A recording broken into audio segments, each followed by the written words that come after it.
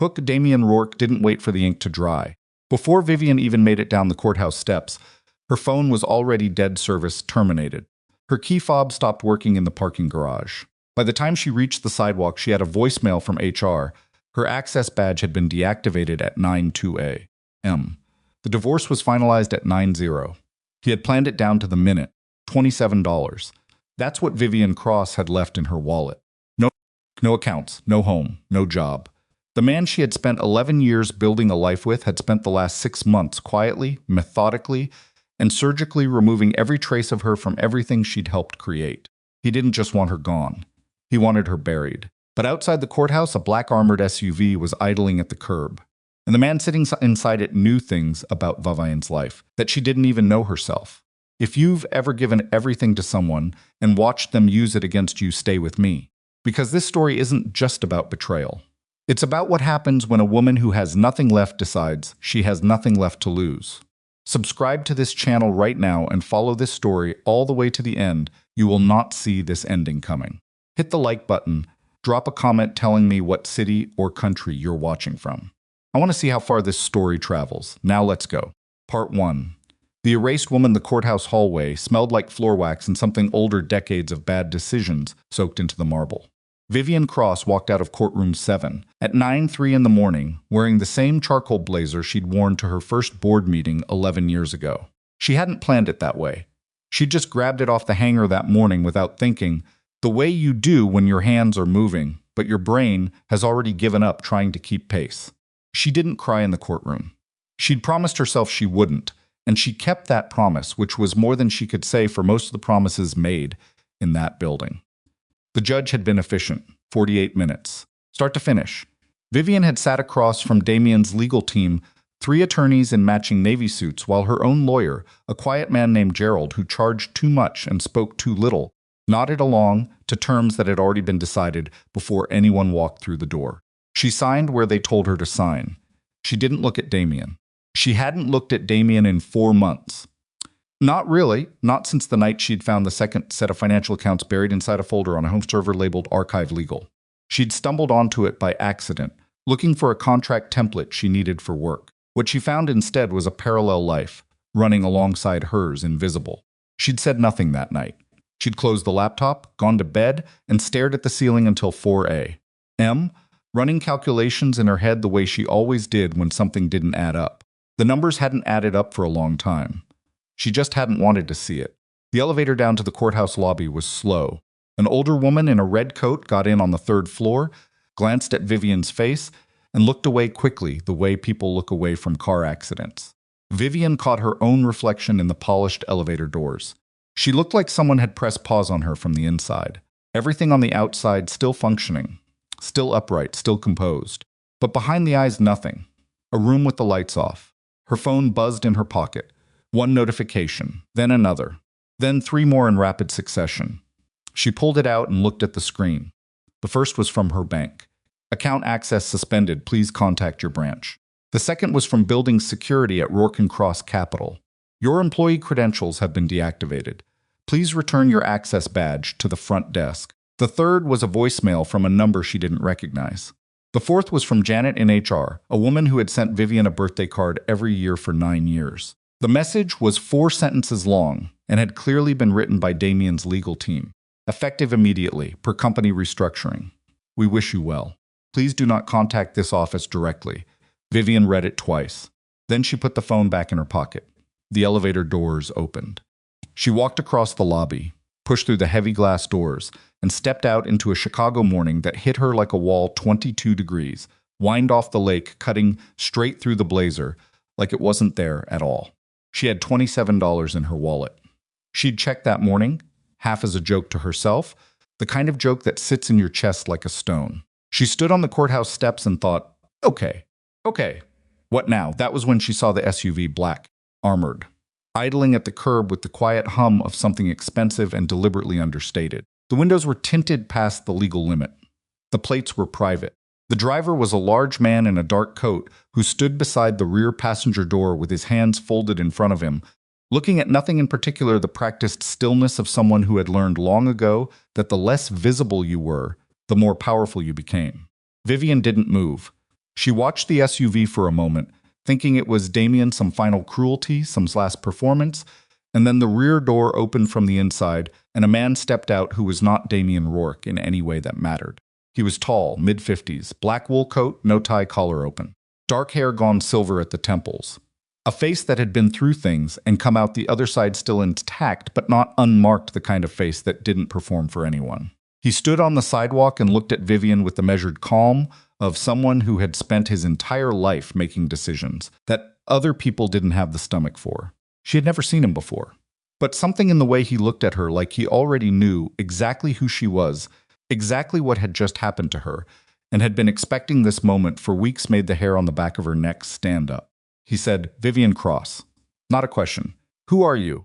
Also not a question. He reached into his coat pocket and produced a photograph. Old. The edges worn soft. He held it out toward her without walking closer, giving her the choice of whether to close the distance.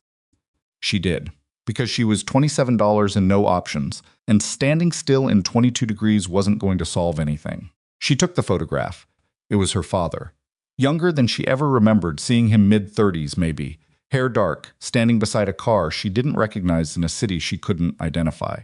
He was laughing at something off camera. She hadn't seen her father laugh like that in the photographs she owned. In the ones she grew up with, he was always a little guarded, a little careful. This version of him looked free. Beside him in the photograph, the man standing in front of her now. Younger, but unmistakable. She looked up. He said, "My name is Marcelo Venturi. I knew your father for 22 years. He asked me to find you if something ever happened to him." He paused. "It's taken me longer than I'd like to admit." Vivian said, "My father's been dead for 6 years." "I know." "Then why?" "Because Damien Rourke was very careful about making you unreachable." He said it flatly, without drama. "And I was careful about not moving until I understood exactly what I was walking into." The wind came off the street, and Vivian pulled her blazer tighter across her chest. She looked at the photograph again, then back at him. "What are you?" she said. "Not who, what?" Marcelo held her gaze. "The kind of man your father trusted with things he couldn't trust to anyone else." She understood what that meant. She wasn't naive. She'd grown up in Chicago, and she knew the architecture of the city well enough to know that certain kinds of power didn't have office buildings or business cards. She'd just never expected to be standing on a courthouse sidewalk with $27, learning that her late father had connections she'd never known about. She was still holding the photograph when the black town car pulled up behind the SUV. 2 men got out. Suits, earpieces. The kind of men who weren't police but wanted you to wonder. The taller one looked straight at Vivian and said, "Ms. Cross, we need you to come with us. There are some financial irregularities we need to discuss on behalf of Rourke Capital." Vivian went very still. Marcelo did not move. He stood exactly where he was, hands at his sides, and looked at the 2 men with an expression that contained nothing, no alarm, no threat, no visible emotion of any kind. Just the absolute stillness of a man who did not experience situations the way other people did. The shorter man noticed Marcelo for the first time and said, "Less certainly, sir. This doesn't concern you." Marcelo said, "She's not going anywhere with you. We have authorization from—" "You have a phone call and a company badge," Marcelo said. "If Damien Rourke has legal claims against this woman, he can make them through the proper channels. Attorneys, authorities, not sidewalk conversations outside a courthouse." He paused. "Tell him I said hello." The 2 men looked at each other. Something passed between them. Recognition, maybe. Or the particular recalibration that happens when you realize you've walked into something you weren't briefed on. The taller one said, "Miss Cross, this isn't finished." Then they got back in the car and drove away. Vivian watched them go. She was aware that her hands were completely steady, which surprised her. She thought they should be shaking. Marcelo said, "Get in the car. I'll explain everything." She turned back to him. "Why would I get in a car with a man I've never met?" "Because the alternative," he said, "is standing in the cold with $27 while Damien Rourke finishes what he started." He nodded toward the direction the town car had gone. "Those men work for his security director. They're not police. They can't compel you to do anything. But the next people he sends might have badges." He paused again. "Real ones." Vivian looked at the photograph in her hand one more time. Her father laughing free. A version of him she'd never known. She handed it back. "Keep it," Marcelo said. "He'd have wanted you to have it." She got in the car. They drove north through the city. The driver didn't speak. Marcelo sat across from her. The SUV had rear-facing seats. a configuration she associated with people who always wanted to see what was coming at them, and for the first several blocks he said nothing either. He just watched the city pass through the tinted window with the patience of a man who had learned that silence was more effective than almost anything else. Vivian said the financial irregularities. Yes. What exactly are they claiming? Marcelo looked at her. Damien has been under federal investigation for approximately 8 months. Missing investor capital, we're talking north of $60 million, moved through a series of offshore accounts over the course of several years. He let that land. Someone manipulated your digital credentials to make every significant transaction appear to originate from your access points. Vivian heard the words. She understood them. She just needed a moment to let the shape of what they meant fully settle. He's going to blame me. He's been building the case for 4 months. The divorce proceedings were part of it, getting you separated from the company with the appearance of a clean break. Then the access deactivation this morning, which creates a record of your removal. Then the financial crimes investigation begins, targeting you as a former employee with motive and access. He paused. It's well constructed. He's been planning this for 4 months. At least. She looked out the window. A woman on the sidewalk was walking a dog, shoulders hunched against the cold, completely occupied by the ordinary problem of where to go next. Vivian watched her until she disappeared behind a building. You said my father trusted you with things he couldn't trust to anyone else. Yes, what things? Marcelo was quiet for a moment. The SUV turned onto a residential street, quieter, less traffic, the kind of block where the buildings were older and the doorman didn't make eye contact. Your father was a very careful man, Marcelo said. He spent a long time building something, and he spent an equal amount of time making sure that what he built couldn't be taken apart by the wrong people. He paused.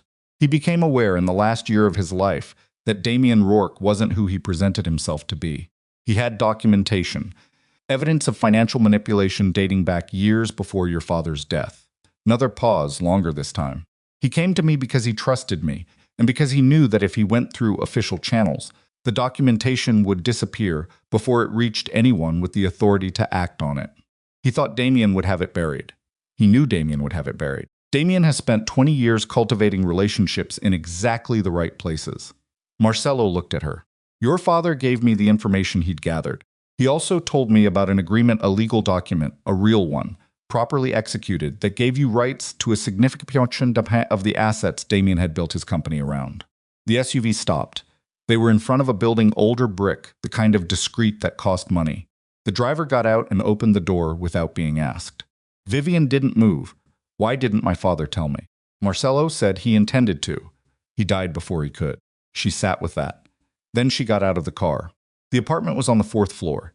Clean, spare, the furniture the kind of expensive that didn't announce itself. A kitchen with a window that looked out onto a courtyard where pigeons moved around the edges of a frozen fountain. Vivian sat at the kitchen table and put her hands flat on the surface and looked at them.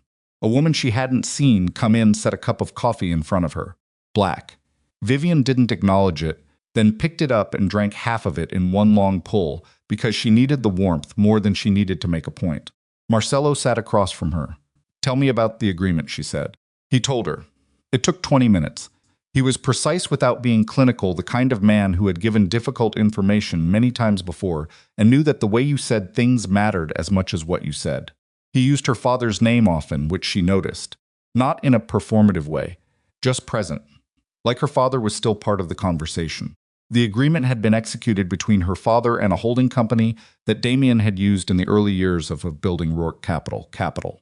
It gave Vivian's father, and upon his death, his direct heir a 40% ownership stake in a specific class assets, the intellectual property, the client portfolio frameworks, and a set of licensing agreements that were now the backbone of Rourke Capital's most profitable division. Damien had discovered the agreement 3 years after her father's death. He'd altered the copy in the company's legal archive, changed dates, amended language, made it appear that the original agreement had been superseded. Then he'd buried the original in a storage facility outside the city that he'd thought no one would ever connect to him. He'd been wrong about that. Sienna Valla, Marcelo said. Vivian went still. You know her. She's Vivian stopped. Started again. She's the woman Damien another stop. Yes, Marcelo said simply. Vivian set down the coffee cup. What about her? She contacted us yesterday. The word us hung in the air. Vivian didn't ask him to define it. She'd been working with Damien for 2 years, Marcelo continued. In recent months, he's begun treating her differently. Less partner, more liability. He leaned back slightly. She's not a stupid woman. She recognized the pattern. She'd seen it before with you. He paused. She took something from his private office before she left. A flash drive. She brought it to us because she didn't know what else to do with it, and she knew we'd been looking for your father's documents. What's on it? Emails, financial records, correspondence between Damien and several offshore account managers over the past 4 years. He reached into his coat and produced a small evidence bag, clean, professional, containing a drive no bigger than a thumbnail, and a document bearing your father's signature, original, not the altered version. Vivian looked at the drive. Sienna brought you this. She did. Why should I trust her? Marcelo said you shouldn't. Not fully. She has her own reasons for wanting Damien exposed, and those reasons aren't entirely altruistic. He met her eyes. But the document is real. We've had it verified. Vivian reached out and picked up the evidence bag. She held it in her palm and thought about 11 years. 11 years of meetings and strategy sessions and late nights in the office. 11 years of being the person in the room who could read a balance sheet faster than anyone else. 11 years of thinking she understood exactly what she was building and who she was building it with. Her phone buzzed. She looked at it. A number she didn't recognize. No name. A single photograph, her former apartment building taken from across the street. Timestamp 7 minutes ago. Then a second message from the same number. Just 4 words, you need to leave. Then a third 30 seconds later. He's already watching. Vivian set the phone on the table, screen up, and looked at Marcelo. He was already looking at the phone. He said, when did that start? Just now.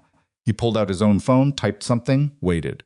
His expression didn't change, but something shifted behind his eyes, a recalibration. The kind that happens when a situation becomes larger than anticipated. Someone is trying to reach you, he said. Someone who isn't Damien. Then who? That, Marcelo said, is a very good question. That evening, Vivian went through the files on the flash drive. Marcelo set her up at a desk in a side room with a laptop that had never been connected to any network she could identify. And she sat there for 4 hours with a notepad, actual paper, a yellow legal pad, and went through everything. She was good at this. This was the thing she'd always been good at, sitting with numbers and documents and finding the thread, the one-line item that didn't belong, the transaction that was slightly wrong in a way most people would miss. Damien had always called it a gift. He'd said it in board meetings proudly, the way you display something you own. She understood now that he'd been keeping hers close for exactly this reason. A woman who could find fraud faster than anyone else in the room was very useful. Unless she turned that skill on you. The emails were damning. Not dramatically, Damien was too careful for dramatic emails. But the pattern was there once you knew what to look for. References to accounts by code name. Transfers framed as consulting fees. A series of correspondence with a man identified only as T. C. Methodical. Businesslike. The language of 2 people who had been doing this long enough to make it routine. She found the ownership agreement at 9:47 p.m. It was the 4th document in a subfolder labeled Old Legal Misc, the kind of label designed to be overlooked. She read it once fast, then again slowly. Then she put down the pen and sat back and stared at the ceiling. Her father had been meticulous. The agreement was 23 pages, properly witnessed, notarized, filed through a law firm she didn't recognize, a firm, she noted, that had dissolved 8 years ago. Smart, less traceable. The language was precise and specific, the kind of thing you hired extensive lawyers to produce, lawyers who knew how to make something hold up under pressure. The assets described in the agreement were worth, at current valuation, somewhere between $80 and $120 million. Damien had built his entire empire on the foundation of something that legally belonged to her. He hadn't found this agreement by accident. He'd gone looking. He'd known or suspected that her father had protected her this way, and he'd spent years locating and burying it. And he'd married her had he... She stopped that thought before it went somewhere she wasn't ready for. There was a knock at the door. Marcelo opened it without waiting for an answer. He had a particular way of entering rooms, not aggressive, just present. Like he belonged in whatever space he occupied because he'd already decided he did. Find something? He said. Everything, she said. He crossed the room and stood beside the desk. Looking at the screen, she turned toward him. He read for a moment. His face didn't change, but he nodded once, the nod of someone who has confirmed what they already suspected. We need to move quickly, he said. Damien's legal team filed a request this afternoon for a financial forensics review targeting your former employee access. If they get that approved, they build the paper trail against me. Within 2 weeks, probably. Vivian looked at the ownership agreement on the screen. 40%. $80 to $120 million. Her father's handwriting on the signature line, she recognized it, the slight leftward lean of his capital letters, the way he always pressed too hard with the pen. She thought about the 4 words, "You need to leave." She thought about the photograph of her apartment building. She thought about the fact that somewhere in this city, there was someone else who knew what was happening to her. Someone who wasn't Damien and wasn't Marcelo, someone who had her number and had been watching and had chosen this particular evening to make contact. She said, "Who was my father to you?" Actually, Marcelo was quiet for a moment. "He was someone I owed a debt to," he said finally. "A significant one, the kind you don't repay in cash." He paused. 11 years ago, my organization was going through a difficult period. Internally complicated. The kind of situation where the wrong financial move, the wrong paper trail ends everything. He looked at her. "Your father was a CFO at the time, for a firm that had no reason to help me. He found a way to help me anyway. Quietly. At considerable personal risk." Another pause. "I asked him once why he did it. He said he didn't like watching people get buried by systems rigged against them." Vivian thought about that. "That sounds like him," she said. "I know." She looked back at the screen. "Someone sent me those messages tonight. Someone who isn't you. No. Do you know who it is?" Marcelo said, "I have a suspicion. But I want to be certain before I tell you, because the answer changes things significantly." She turned to look at him. "What kind of things?" He held her gaze. "The kind that can't be undone once they start moving." Outside, Chicago went on doing what Chicago did, loud, cold, indifferent to individual disasters. Somewhere across the city, Damien Rourke was presumably in his penthouse, recalibrating his timeline now that his sidewalk team had reported back. He was a man who adapted quickly. It was one of the things she'd always admired about him. She wondered what he'd do when he found out she'd adapted too. The phone buzzed again on the desk. Both of them looked at it. A new message from the unknown number. No photograph this time. Just text. "See you at midnight." Then, below that, "Your father left something behind that Damien never found. Come alone if you want to know what it is." Vivian picked up the phone. "Read it again." "Set it down." She said, "I'm not going anywhere alone." Marcelo said, "No, you're not." She looked at him, this man she'd met 8 hours ago on a courthouse sidewalk. This man her father had trusted with debts and secrets and the weight of things that couldn't be said out loud. She was not a woman who trusted easily. She had learned that lesson at significant personal cost over the last 11 years. But her father's instincts had been good. She'd always known that. She said, "What's my father's name in your phone?" Marcelo looked at her. "What? In your contacts. What did you save him as?" He understood the question. He pulled out his phone, found the entry, turned it toward her. Robert, just the name. Nothing else. Her father's name was Robert Cross. She looked at it for a long moment, then she said, "All right. Tell me what you think you know about the midnight message. And then tell me what comes next." Marcelo pulled out a chair and sat down, and for the next hour he talked, and Vivian listened, and the yellow legal pad filled up with notes in her careful hand. And outside the window, the Chicago night deepened toward cold, and the frozen fountain in the courtyard caught the last of the building's light and held it. The woman who had walked out of a courthouse that morning with $27 and no plan was beginning to understand that she hadn't been erased at all. She'd just been hidden. And she was very, very good at finding things that other people tried to bury. Part 2, the weight of buried things. The legal pad had 16 pages of notes by the time Marcelo finished talking. Vivian had stopped writing somewhere around page 12 and started just listening, which was unusual for her.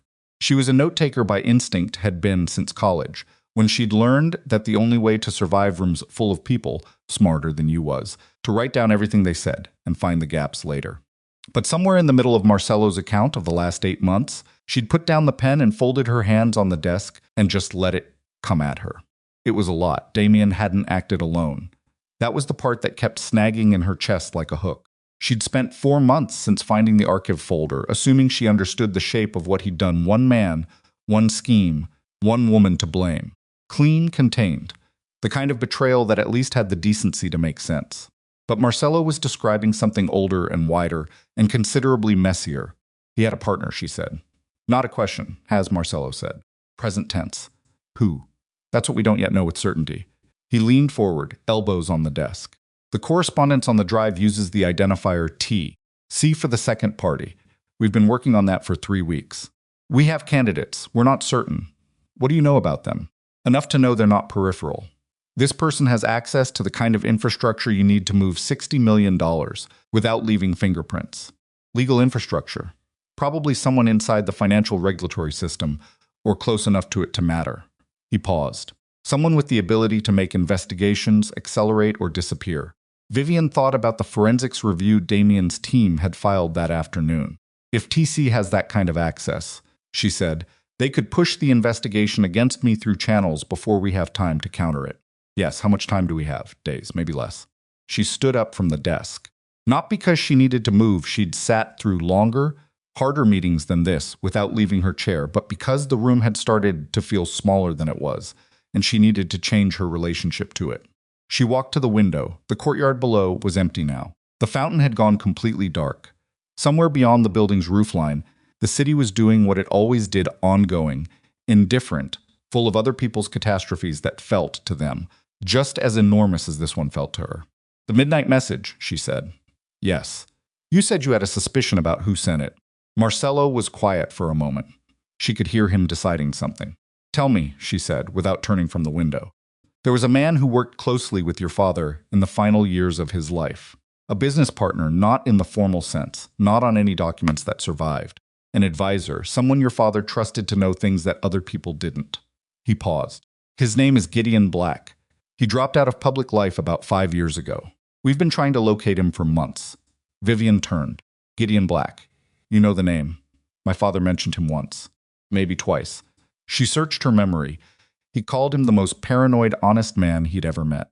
Something shifted in Marcelo's expression, subtle, controlled, but there. That's consistent with what I know of him. You think Gideon sent those messages? I think Gideon has been watching this situation develop for a long time, waiting for the right moment to surface.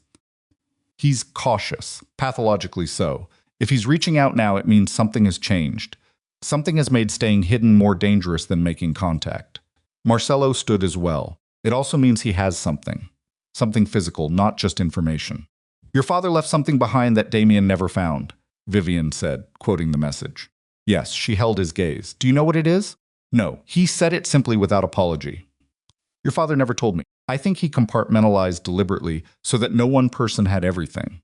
So that if any single person was compromised, the whole picture couldn't be reconstructed. Vivian thought about her father, the careful man, the slightly guarded photographs, the signature that pressed too hard into the paper. She said he didn't trust anyone completely. He trusted people with specific things, Marcelo said. That's different. Did he trust you? Yes. How do you know? Because he told me about you, Marcelo said. Not your name. Not specific. Just that he had a daughter who was smarter than anyone in whatever room she happened to be in, and that he'd made arrangements to protect her, and that if anything happened to him, he needed to know someone would find her. He paused. A man doesn't say that to someone he doesn't trust. The room was very quiet for a moment. Then Vivian's phone buzzed on the desk behind her. Both of them looked at it. She crossed back to the desk and picked it up. Different number this time. Not the unknown number from before, a number she recognized. She stared at it for a full 3 seconds before she registered what she was seeing. It was Sienna Vale's number. She hadn't had it before tonight. She'd never had it. Why would she have had it? She and Sienna had never spoken directly, had been kept at careful remove from each other by the architecture of a betrayal that had needed them to remain strangers. But it was there in her phone now, somehow, and it was ringing. She answered it. Sienna said, "Don't hang up." Her voice was different than Vivian had expected. She'd constructed a version of Sienna in her head over the months, confident, careless, the kind of woman who took what she wanted and felt fine about it, and the voice on the phone matched none of that. It was tight and too fast and threaded through with something that Vivian identified after a moment as genuine fear. "I'm not hanging up," Vivian said. "I don't know who gave you this number. Someone did, I assume, from your end. I don't know how they got mine, and I don't care right now." A breath. "I need to talk to you, not through intermediaries. You and me, where are you safe? For now." A pause. "He doesn't know I took the drive. He thinks I left, because it doesn't matter why he thinks I left. He doesn't know about the drive yet, but he'll figure it out. He always figures it out, and when he does—" "When did you take it?" 3 days ago." "What made you take it?" Silence. Long enough that Vivian thought the call might have dropped. Then Sienna said he showed me a file on his laptop. He said he was just showing me the way you show someone something when you want them to understand the kind of man you are without having to say it directly. Another breath.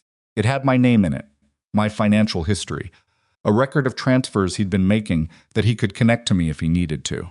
He built a backup scapegoat, Vivian. He had you, and then when he started worrying about you, about what you might have, he started building a second one. Out of me. Vivian said nothing. I know what you think of me, Sienna said. I'd probably think the same thing if I were you. But I need you to understand that I didn't know what he was when I didn't know. And by the time I did know, I was already in it. And he's very good at making you feel like there's no way out. I know, Vivian said. A pause. Yeah, Sienna said quietly. I guess you do. Vivian looked at Marcelo. He was watching her, reading the conversation from her side of it. Doing the calculations, she could see him running behind his eyes. She said to Sienna, the flash drive you brought to the people I'm with. There's a document on it. An ownership agreement. I saw it. Did you know what it meant? Not at first. Not until I read it. A sound that might have been a short, humorless laugh. When I understood what it was, when I understood what he'd built his whole company on, I stopped feeling sorry for taking the drive. What else is on it that you haven't told anyone yet? A pause. What makes you think there's something else? Because you called me directly instead of going back through Marcelo's people, Vivian said. Which means you have something you want to trade. Something you want to offer me specifically, not them. Longer silence this time. Then there's a name on one of the emails. Not a code name, an actual name. Someone inside the federal system. Someone who's been making sure the investigation into Damien's accounts keeps hitting walls. A breath. If that name gets out the wrong way, it doesn't just expose Damien. It exposes a whole network of connections that go places I don't want to be involved in. And if Damien finds out I have it, you need protection, Vivian said. I need assurance that whoever this information goes to, it goes through you first. Not through, she stopped. I don't know enough about your current situation to know who to trust. I only know that Damien is afraid of you. He was afraid of you before all of this, and I need to be on the side of whatever he's afraid of. Vivian said, I'll call you back within the hour. She ended the call. She stood there for a moment with the phone in her hand, looking at the blank screen, thinking about what it meant that Damien Rourke, a man who had spent 11 years making sure she felt the precise amount of secure necessary to stay where he needed her, had been afraid of her. She'd been useful to him, yes, she understood that now. But useful and feared were different things. Fear meant he'd known, somewhere underneath the careful construction of their life together, that she was capable of exactly this. That given the right conditions, given the right information, she could take apart everything he'd built. And he'd kept her close anyway. She set the phone on the desk. Marcelo said, what name? I don't know yet. She's protecting it. Vivian looked at him. Someone inside the federal investigation. Someone who's been running interference for Damien. Marcelo's jaw tightened barely, just the faintest shift in the muscles along the lower half of his face, but she caught it. That explains why the investigation has moved so slowly. She'll give us the name, but she wants me involved directly. She's not comfortable with the chain of custody, I think is the polite way to say it. She doesn't trust me. She doesn't know you. There's a difference. Vivian looked at him steadily. She knows me, or she knows enough about me to believe I'm motivated to get this right. And are you? I spent 11 years building something that turns out to have been built on top of something my father built first, which was buried by the man I was married to. She picked up the legal pad and looked at the 16 pages of notes. Yes, I'm motivated. Marcelo said, we need to move before morning. If Damien's people are watching your former apartment, and I believe they are, it means he's escalating his timeline. He may already know the drive is missing. Sienna said he doesn't know yet. Sienna believed he didn't know 3 days ago. That was 3 days ago. He moved toward the door, then stopped. Get some sleep if you can. We have someone checking the midnight message location. I'll have a full report by 4 a.m. He paused. Don't respond to any further messages from the unknown number without telling me first. Vivian said, you're giving me instructions. He turned. I'm asking. It sounded like giving, old habit. He held her gaze. I'll adjust. He left. Vivian sat back down at the desk and looked at the laptop screen and the ownership agreement and the 16 pages of notes, and she thought about her father pressing too hard with his pen, and she turned off the light and lay down on the narrow couch in the corner of the room, and she did not sleep. At 3:17 a.m., someone knocked at the door. Not Marcelo.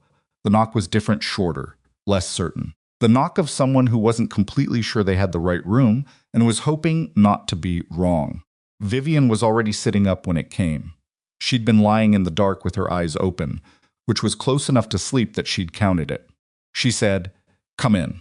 The woman who opened the door was someone she hadn't seen before, young, early 20s, with the particular brand of exhaustion that comes from too many consecutive nights of bad decisions. She was carrying a tablet and had the look of someone who'd been working through the night on something she hadn't been told the full context of. "Marcelo asked me to bring you this," she said, holding out the tablet. "He said you'd want to see it right away." Vivian took it. On the screen was a property record. A building in the West Loop commercial space, ground floor, listed as currently vacant.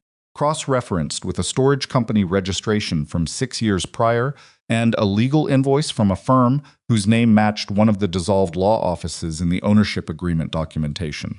Below it, a photograph. A man taken from a distance entering the building. The timestamp on the photograph was 2 weeks ago. The man was somewhere in his late 60s, walking with the careful deliberateness of someone who had a bad knife for a long time and learned to compensate. He was carrying a briefcase, old leather, the kind of briefcase that predated rollers and laptop compartments. At the bottom of the photograph, in Marcelo's handwriting on a post-it note, Gideon Black. Vivian looked at the photograph for a long time. Then she set the tablet on the desk and picked up her phone and typed a message to the unknown number. "Midnight. Where?" The response came in under 40 seconds. An address in the West Loop. She looked at it. Looked back at the photograph of the building on the property record. Looked at the address again, the same building. She found Marcelo in a room at the end of the hall that functioned, she gathered, as some kind of operations center, 3 monitors. A woman she hadn't met before tracking something on a map display. 2 men she also hadn't met sitting across from each other with coffee cups, and the specific silence of people who were waiting for something they'd been waiting for a long time. Marcelo looked up when she came in. She held up the phone with the address on the screen. He looked at it. Then at the tablet she was also holding, with the property record and the photograph. "Same building," she said. "Yes. You already knew." "I knew Gideon was using that building. I didn't know until 20 minutes ago that he'd made direct contact with you." He turned back to the monitors. "It changes the approach." What was the approach before? Careful. Incremental. Finding Gideon through channels that didn't involve walking into a building in the West Loop at midnight at his specific invitation. He picked up his coffee, realized it was cold, set it back down. The problem with Gideon Black is that he spent 5 years being very good at staying invisible. If he's inviting you in directly, specifically, with a timeline, it means he's decided that waiting is no longer the safer option, which means something's changed, which means something is about to change, Marcelo said. And he knows what it is and we don't. Vivian sat down in an empty chair. The woman tracking the map display glanced at her once, neutral, and looked back at the screen. One of the men with a coffee cup nodded at her in the way that men who operate in the same world as Marcelo Venturi acknowledge people they've been told to treat with the same respect they'd treat him. She found it strange that, being extended a form of protection she hadn't asked for and hadn't known she needed until 12 hours ago. She said, "What's the risk of going tonight?" Marcelo said unknown, which is the worst possible answer. What's the risk of not going? Gideon disappears again, and whatever he has disappears with him. He turned to face her. "He made the contact through you, not through me. If I send people without you, he won't talk. You could go yourself. Gideon doesn't trust anyone from my world without a bridge. You're the bridge," he paused. "Your father's name is the bridge." Vivian looked at the monitor showing the map display. The West Loop building was marked with a small indicator blue, pulsing slowly, the digital equivalent of holding its breath. "All right," she said, "we go tonight." They were 20 minutes from the building when Marcelo's phone rang. He looked at the screen. Something moved through his face, not alarm. Closer to a very controlled version of it. He answered without putting it on speaker, listened for approximately 45 seconds, said 4 words that Vivian couldn't hear clearly, and ended the call. The driver had noticed something in the call's effect on the atmosphere of the car and adjusted slightly, not speeding up exactly, but becoming more present, both hands on the wheel. Vivian said, "What?" Marcelo said, "Damien knows about the drive." The car was quiet. "How?" "Sienna's phone," he said. "She called you from it." If Damien's security team had a trace on her number, which is likely, given that he'd already started building the case against her, they would have been able to track the call. He paused. "They know she's in contact with you. They know she has something." "Does he know what?" "He knows enough." Marcelo looked at her. "He'll move against her tonight. To recover the drive or to remove the threat of it, one or the other. She's not safe where she is. No, then we need to get to Sienna before. My people are already moving. He held up a hand, not dismissive, just containing. That situation is being handled. But it means Damien is accelerating. He's not waiting for the forensics review. He's moving now tonight, which means he's scared. He looked out the window. Scared men make different mistakes than calculated men. Or they stop caring about the mess they leave behind. Yes, Marcelo said. That too. The car turned into the West Loop. Older buildings here, the streets narrower and less lit than the commercial districts. The kind of neighborhood that was mid-transformation, half renovated, half still carrying the weight of what it used to be. The kind of place where a man like Gideon Black could come and go without attracting the kind of attention that would have been inevitable anywhere else. They stopped a block from the building. Marcelo said, 2 of my people are already inside, positioned. You go in, you meet Gideon, you let the conversation develop. If he's holding something physical, the something your father left behind, I need to know what it is before it leaves the building. He looked at her. You're not here to take anything from him. You're here to listen. I know how to listen, she said. I know you do. A pause. Vivian. If anything feels wrong, anything, you say the word Chicago and walk out. Don't explain, just walk. She looked at him. What's the word? He almost smiled. Just the corners, just barely. Chicago. She got out of the car. The building's ground floor was dark from the street, but when she pushed open the unlocked side door, she found light inside a single standing lamp positioned in the center of a large empty room, throwing a warm circle onto a concrete floor covered in years of grit. The rest of the space was shadow. High ceiling, exposed pipes. The smell of cold concrete and something older underneath, oil maybe, or whatever the building had been before it was vacant. A man was sitting in a chair inside the circle of light. Late 60s. The bad knee, exactly as the photograph had suggested. The old leather briefcase on the floor beside him. He had the face of a man who had spent decades in rooms full of difficult information and had been shaped by it careful eyes. A stillness that wasn't quite like Marcelo's stillness, more fragile somehow, the stillness of someone who'd worked very hard for a very long time to avoid being found. He looked at her for a moment. Then he said, "You look like him. Your eyes." Vivian stopped at the edge of the lamplight. Gideon Black. Yes, he didn't stand. His knee, she guessed. I'm sorry it took this long. I've been careful is the wrong word. Afraid is probably the right one. He said it without self-pity, just as a fact. The kind of afraid that makes you very good at staying still and very bad at doing what needs to be done. She crossed the last few feet and stood in the light. What did my father leave behind, she said. He reached into the inside pocket of his coat. He produced a pocket watch. Old gold, the kind that had a cover that opened with a small release mechanism on the side. He held it in his palm and looked at it for a moment with the expression of someone returning something that has been a burden for too long. Open it, he said, and held it out. She took it. The cover released with a soft click. Inside, where the watch face should have been, where it once had been, she could see the ghost of it was a small compartment. Inside the compartment, wrapped in a single piece of wax paper folded precisely into quarters, was a drive no bigger than her thumbnail. Original records, Gideon said. Everything your father gathered. The transactions, the account records, correspondence between Damien and several parties going back 14 years. He paused. Including correspondence with a federal official whose name appears in full. Not coded. Full name, full title, full record of the arrangement. Vivian closed her hand around the watch. Why did he give this to you? Because I was the only person he knew who Damien had never met, Gideon said. I was outside the architecture of everything Damien had built. Invisible to him. He looked at his hands. Robert knew that if Damien ever realized how much he'd gathered, he'd move against everyone connected to him. He needed the evidence held by someone Damien couldn't find. But Damien found out he had it. Not what exactly. And not where. Gideon looked at her. But yes, in the last months of your father's life, Damien became aware that Robert was collecting something. He didn't know the scope of it. He started applying pressure. The kind of pressure that looks like business stress and coincidental setbacks and nothing you can point to in a court of law. Vivian said, "You think I don't know." Gideon said, cutting her off. Not unkindly, just definitively. I've thought about it for 6 years and I don't know. And I've decided that the not knowing is something I have to carry without letting it change what I do with this. He nodded toward the watch in her hand. Because what matters now is what you do with it. She closed her fingers around her father's watch. It was lighter than she expected. The kind of thing you put in your pocket and eventually forget was there, which was probably the point. She said, Damien knows the drive Sienna took is out there. He's moving tonight. Gideon's face tightened. Then you need to move faster. There's someone inside the federal investigation. Someone who's been running interference for Damien. Do you know who it is? Yes, Gideon said. The name on the drive. It's the same name on my drive, he said. So now you have it twice, from two independent sources, which is what your father intended. One source could be discredited. Two makes it harder. From somewhere outside the street, 2 blocks, maybe, there was the sound of a car moving faster than the street warranted. Then another.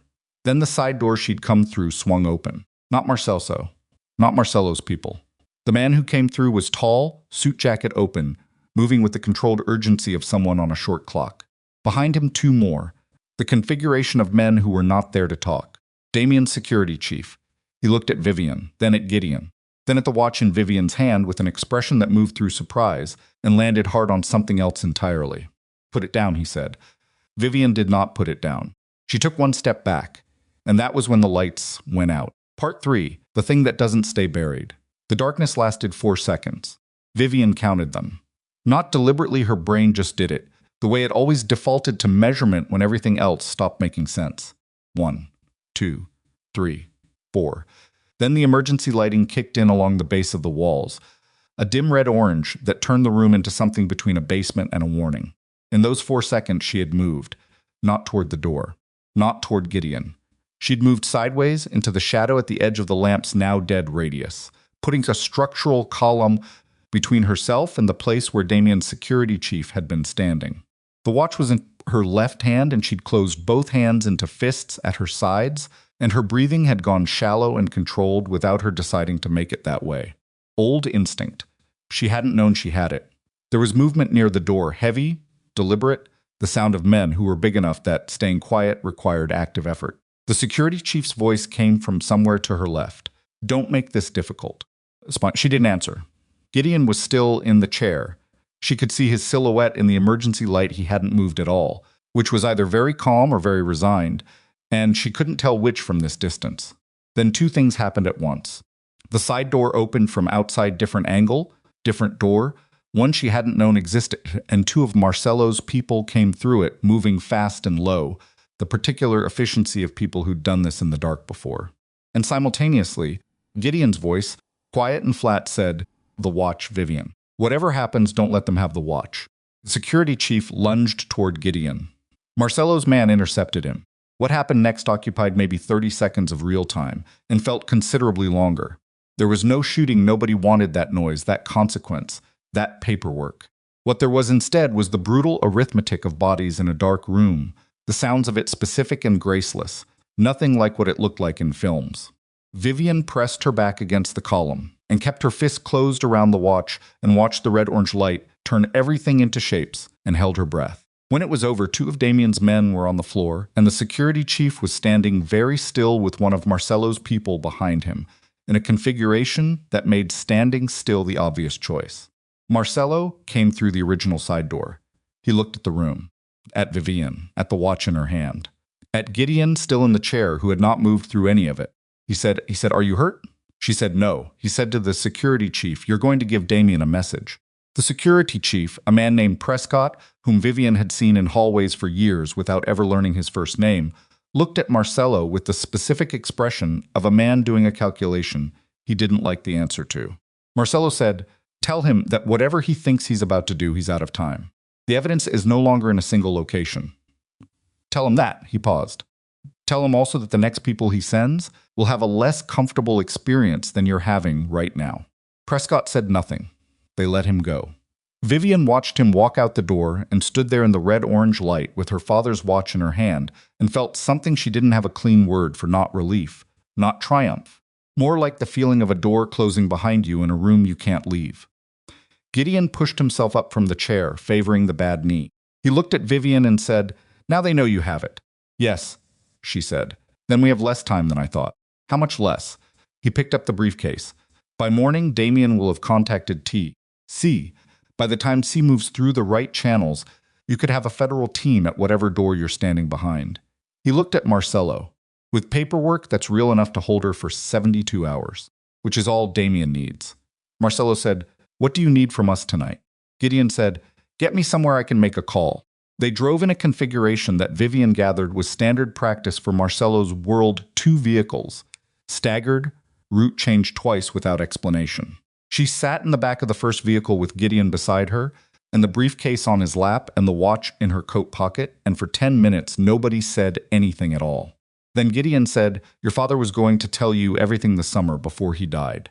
Vivian looked at him. He'd made the decision. He'd been carrying it alone for too long, and he knew it, and he'd decided that you were old enough and capable enough to understand it. He looked down at the briefcase. He died in April. He was going to tell you in June. She said, "Tell me what, specifically?" That the company he spent his career building wasn't really his. Not entirely. He'd built it in partnership with Damien's father, the original Rourke. Not Damien, and when the elder Rourke died, Damien inherited the partnership but not the partnership agreement. Damien spent the first 3 years of his leadership locating every copy of that agreement and destroying it. A pause. Every copy except the one your father had kept in the watch. He knew Damien would come for it. He suspected. He wasn't certain until Damien started making moves that only made sense if he was trying to consolidate control of assets he didn't legally fully own. Gideon looked at her. Your father spent the last year of his life building a case. Quietly, carefully, without telling anyone the full picture. Not even Marcello. Not even Marcello. He told Marcello enough to ensure that someone would find you. He told me enough to ensure that someone would have the evidence. He didn't tell either of us everything, because he knew that if anyone had the complete picture, Damien would find a way to reach them. He met her eyes. He loved you very much. And he was a man who expressed love through protection. Vivian said he expressed it through secrets. Same thing where he came from. She looked out the window. The city was different. At this hour emptier, the lights taking on a different quality, the few people visible moving with purpose or with the specific directionless momentum of people who had nowhere particular to be. She thought about her father sitting across from her at dinner, careful, guarded, always the version of himself that had been edited for safety. She'd thought it was personality, introversion, the reserve of a man who'd grown up with nothing and spent his adult life afraid it would be taken back. It was something else entirely. The name on the drive, she said. The federal official. Who is it? Gideon said, a man named Warren Holt, Deputy Director, Financial Crimes Division. He said it the way you say something you've been carrying in your chest for too long and finally get to put down. He's been Damien's inside contact for 9 years. Every time an investigation got close, Holt redirected it, changed the priority classification, lost paperwork. Assigned investigators he knew were either incompetent or compromised. A pause. He's also the official who would be responsible for approving the forensics review against you. The car was quiet. Vivian felt the weight of it settle. So the man who's supposed to investigate Damien is the man Damien owns. Yes. And now Damien knows we have his name. Yes. She closed her eyes for exactly 2 seconds. Just 2. Then opened them. What does Holt do when Damien tells him the name is compromised? Gideon said he accelerates. Everything moves faster, the review against you, the fraud charges, all of it. He pushes it through his own division before anyone else can look at it. He paused. If Holt moves in the next 12 hours, the paperwork against you gets filed, a federal hold gets placed on the ownership agreement, and everything your father built gets frozen in litigation for years. Another pause, heavier, by which point Damien has time to construct an alternative narrative, find alternative documentation, and emerge from this as the victim of a disgruntled ex-wife and her criminal associates. Vivian thought about the phrase criminal associates. She thought about what it meant that she was sitting in a car with Marcello Venturi at 2 in the morning after a physical altercation in an empty building in the West Loop. She thought about the $27 she'd had that morning. She said, how do we move faster than Holt? Gideon said, you need someone above Holt, someone he can't redirect or override. He paused. That's where I've been stuck for 5 years. You've been sitting on this evidence for 5 years, and you couldn't find a way to get it above Holt. Every avenue I found, I traced back to Damien's network eventually. The reach is it's wider than you'd expect. He looked at the briefcase. I'm a careful man.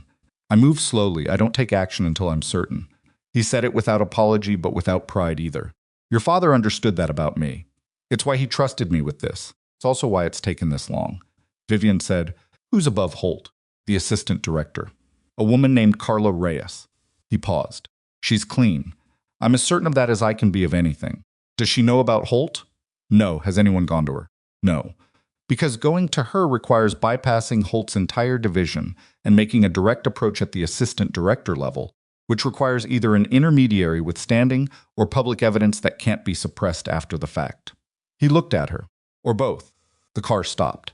They were back at the apartment building, the frozen courtyard fountain, the building that Vivian had been inside for less than 24 hours, and which had begun to feel, in the disorienting way of crisis situations, like the only fixed point in a landscape that kept rearranging itself. She got out. Marcello's hand on her arm, brief, light, a question more than a hold. She looked at him. He said quietly, so Gideon couldn't hear from inside the car. Are you all right? No, she said, but I know what I need to do. He let go. They sat around the kitchen table at 340A. Vivian, Marcello, Gideon, and a woman named Elena, who turned out to be Marcello's legal counsel, a sharp-faced woman in her 40s who had arrived with a laptop and a coffee thermos, and the focused energy of someone who'd been woken from sleep and was annoyed about it in a productive way. Elena went through the drive's contents systematically, the way you go through evidence when you're preparing to use it, rather than just to understand it. She made notes in a document Vivian couldn't seize the screen of. She asked 3 clarifying questions, all of them precise, none of them wasted. Then she sat back and looked at Vivian. The ownership agreement is solid, she said. Properly executed, properly witnessed, and the alterations Damien made to the archived copy are demonstrably different from this original in ways that a forensic document examiner could testify to in under an hour. She tapped the table. The correspondence naming Holt is admissible if it came from Damien's own system. Through Sienna's access, she was an authorized user, which means what she copied wasn't illegally obtained. She paused. The problem is the forensics review. If Holt approves it in the next 12 hours, it creates a federal hold that even the assistant director can't immediately override without a procedural review. That takes days, Vivian said. 3 to 5 business days. Minimum. Which Damien uses to build his alternative narrative. Yes. Vivian put both hands flat on the table. She looked at the watch sitting between the coffee cups and the legal pads. Her father's watch, gold, slightly worn at the hinge, the weight of a secret carried for 6 years. She said, what's tomorrow night? Elena looked at her, not following. Damien's calendar. What's he doing tomorrow night? Marcello said, the Whitmore Gala. He said it without having to think about it, which told her he'd already been tracking Damien's schedule. Annual. Isabella Vance hosts it. Every major investor, political contact, and financial player in Chicago. Vivian knew the gala. She'd attended it 4 times with Damien. She knew the room, the layout, the rhythm of the evening, who stood where and why, which conversations happened by accident, and which ones were engineered to appear that way. She said Damien will be there to shore up confidence. If investors are starting to hear rumors about the federal investigation, he'll use the gala to control the narrative before it gets away from him. Yes, Marcello said, then that's where we go. Gideon said, that's a public venue. Everything you do there is visible. Yes, Vivian said. That's the point. Elena said, you can't introduce evidence at a gala. No. But I can introduce doubt. And doubt, in that room, travels faster than any filing Holt could push through his division. She looked at Elena. If the people in that room begin to question Damien publicly, if there's a visible rupture in his credibility in front of the investors and contacts he needs most, then any action Holt takes in the next 24 hours looks retaliatory. It changes the optics entirely. It also exposes you, Marcello said. I know, if Damien's lawyers move against you in that room, then they do it in front of every person who matters in this city. She looked at him. You told me Damien built his power by controlling the story. I need to take the story away from him before he can finish telling it. The table was quiet. Then Elena said, we'd need an invitation. I know someone who can get one, Vivian said. And she was thinking as she said it of Isabella Vance, a woman she'd met 3 times at industry functions, a woman whose reputation was built on the specific and rare ability to look at quality in people before the market did. She reached for her phone. At 3:47 a.m., she composed a message to Isabella Vance. She kept it to 4 sentences. She explained who she was. She explained what she had. She explained what she intended to do with it. And she asked for 1 seat at tomorrow night's table. She sent it. Then she put the phone down and looked at it and thought, this is the point. This is the exact point past which nothing goes back to what it was. Not Damien's version of things. Not her version of things. Not any version that resembles the life she'd been living 48 hours ago. Gideon said, your father would have told you to be careful. I know. Are you going to be careful? She looked at him. I'm going to be accurate. It's not always the same thing. He nodded slowly, the way people nod when they recognize something, not agreement, exactly. Recognition, Marcelo said, get a few hours. We'll know about Isabella by morning. She nodded. She picked up the watch, turned it over in her hands, found the small release and opened the cover. The microdrive in its wax paper wrap. The ghost of the watch face beneath it, the outline of something removed to make space for something more important. She closed it. She went to the narrow couch in the side room and she lay down and she was asleep inside 4 minutes, which surprised her later, but made a kind of sense. Her body understood that the hardest part was still ahead and had decided, without consulting her, to collect whatever rest it could. The message from Isabella Vance came at 6:12 a.m. It was 3 words. I'll be there. Vivian read it, sitting up on the couch in the gray early light, still in yesterday's clothes, with a pocket watch in her hand. She read it twice, then she got up and went to find Marcelo. What she found instead in the kitchen was Sienna Vale. Sienna was sitting at the kitchen table, with a mug of something and a look on her face that Vivian couldn't immediately categorize, not apologetic. Somewhere between the two, in the particular territory of someone who had decided to stop performing and wasn't sure yet what was underneath. She looked at Vivian and said, they brought me here about an hour ago. Damien's people came to where I was staying. Are you hurt? No, they didn't get to me, but they were close. She wrapped both hands around the mug. He figured it out fast. Faster than I thought. He's scared, Vivian said. Scared moves fast. Sienna looked at her for a long moment. Up close, she was younger than Vivian had imagined. Not dramatically mid-30s, probably. But younger in a way that had less to do with age, and more to do with the particular quality of someone who had made decisions they understood, on some level, were going to cost them, and had been waiting to pay. She said, I need to tell you something. Vivian sat down across from her. The name on the drive, Sienna said. Warren Holt. I know about him, not just from the emails. She looked down at the mug. Damien introduced us, about a year ago. He brought Holt to a dinner private, just the 3 of us, and I understood what the dinner was for. I understood the nature of the relationship. She paused. Holt knows what I look like. He knows my name. And if Damien tells him I'm cooperating with you, which by now he certainly as Holt can use that to discredit my testimony. He can characterize me as a disgruntled mistress with a personal motivation. Vivian felt the shape of it adjust. Slightly. But enough to matter. Which is why you need me, she said. Which is why the testimony has to come from you and from Gideon. Independent sources, neither of whom Holt has a personal relationship with. She met Vivian's eyes. I can corroborate. I can provide the dinner as a data point, the date, the location, what was said. But I can't be the primary source. That was always the plan, Vivian said. I know. I just wanted to make sure you understood why. Vivian looked at this woman who had come into her marriage from one side, while Damien was already planning to exit it from the other. She tried to find the anger that should have been there, and found instead something more complicated. Sienna had been used, not as thoroughly or as long as Vivian, but the mechanics were identical, kept close, kept useful, kept ignorant until ignorance became inconvenient. She said, the dinner with Holt. Can you document it? Credit card records, anything. I can get the reservation. It was a name. Do that. She stood. And Sienna, for what it's worth, I don't need you to be sorry. I need you to be useful. Sienna said, I can do that. By 9 a.m., Elena had a preliminary legal assessment prepared. By 10, Gideon had made his call to whom Vivian didn't ask, but she gathered from the 40-minute duration and the quality of his silence afterward that it had been to someone who mattered. By 11, Marcelo had confirmed a 4-person team for the gala and acquired 2 additional vehicles that weren't registered to anything connected to his organization. At noon, a package arrived for Vivian. Clothing, accessories, things appropriate for an evening gala, the exact right things, the right size, selected with the kind of attention to detail that told her whoever had assembled the package had been given a complete picture of tonight's objective. She held up the dress deep charcoal structured, the kind of thing that said, I belong in this room without saying I'm trying to belong. Marcelo appeared in the doorway. She looked at him. He said, Isabella Vance confirmed your placement at the host table. Vivian set the dress over the chair. The host table, she said. Across from Damien. Yes, she thought about Damien seeing her there. The calculation that would move across his face, quick, controlled, because that was who he was. The recalibration. The specific fear of a man who had spent months building a controlled demolition and is watching the subject of it walk back through the door he thought he'd sealed. She said, how do you think he'll react? Marcelo said, He'll believe he can still control it.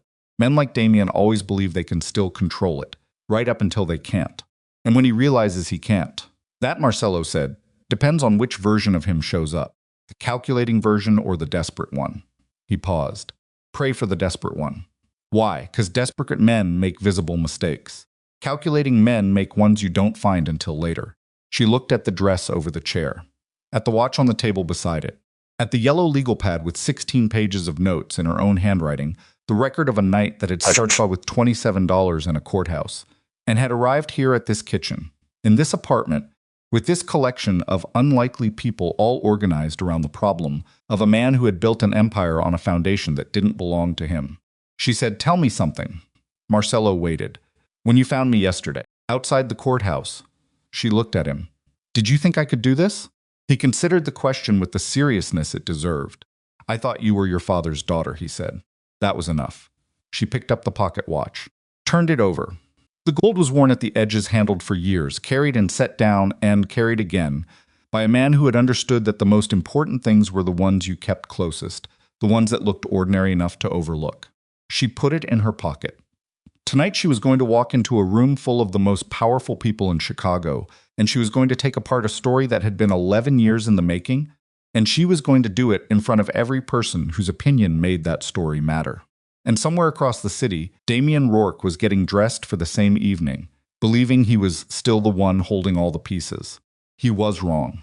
He'd been wrong from the moment she'd decided to get into that black armored SUV. He just didn't know it yet. And the not knowing Vivian thought, putting on her coat and checking the weight of the watch in her pocket, one more time the not knowing was going to be the most expensive mistake he'd ever made. Part 4, the story belongs to her now. The gala started at 7. Vivian arrived at 6:53, not early enough to seem eager, not late enough to make an entrance that announced itself. The exact timing of someone who understood that in rooms like this one, the moment you walked through the door was the first sentence of the story you were going to tell. The Whitmore Hotel's grand ballroom was exactly as she remembered it: high ceilings, winter floral arrangements that cost more than most people's monthly rent, the kind of lighting that made everyone look either powerful or desperate, depending on what they were carrying underneath. A string quartet in the corner playing something nobody was listening to. Waitstaff moving through the room with the particular choreography of people who'd been trained to be invisible. 300 people, maybe more. Every significant investor in Chicago. Half the city's political architecture. Board members, legal partners, the kind of old money that had been in the same families long enough to forget it had ever been new. Vivian knew the room. She'd worked this room. She could read it the way she read a balance sheet at a glance, in broad strokes, then in the specific details that the broad strokes concealed. Isabella Vance was waiting near the entrance.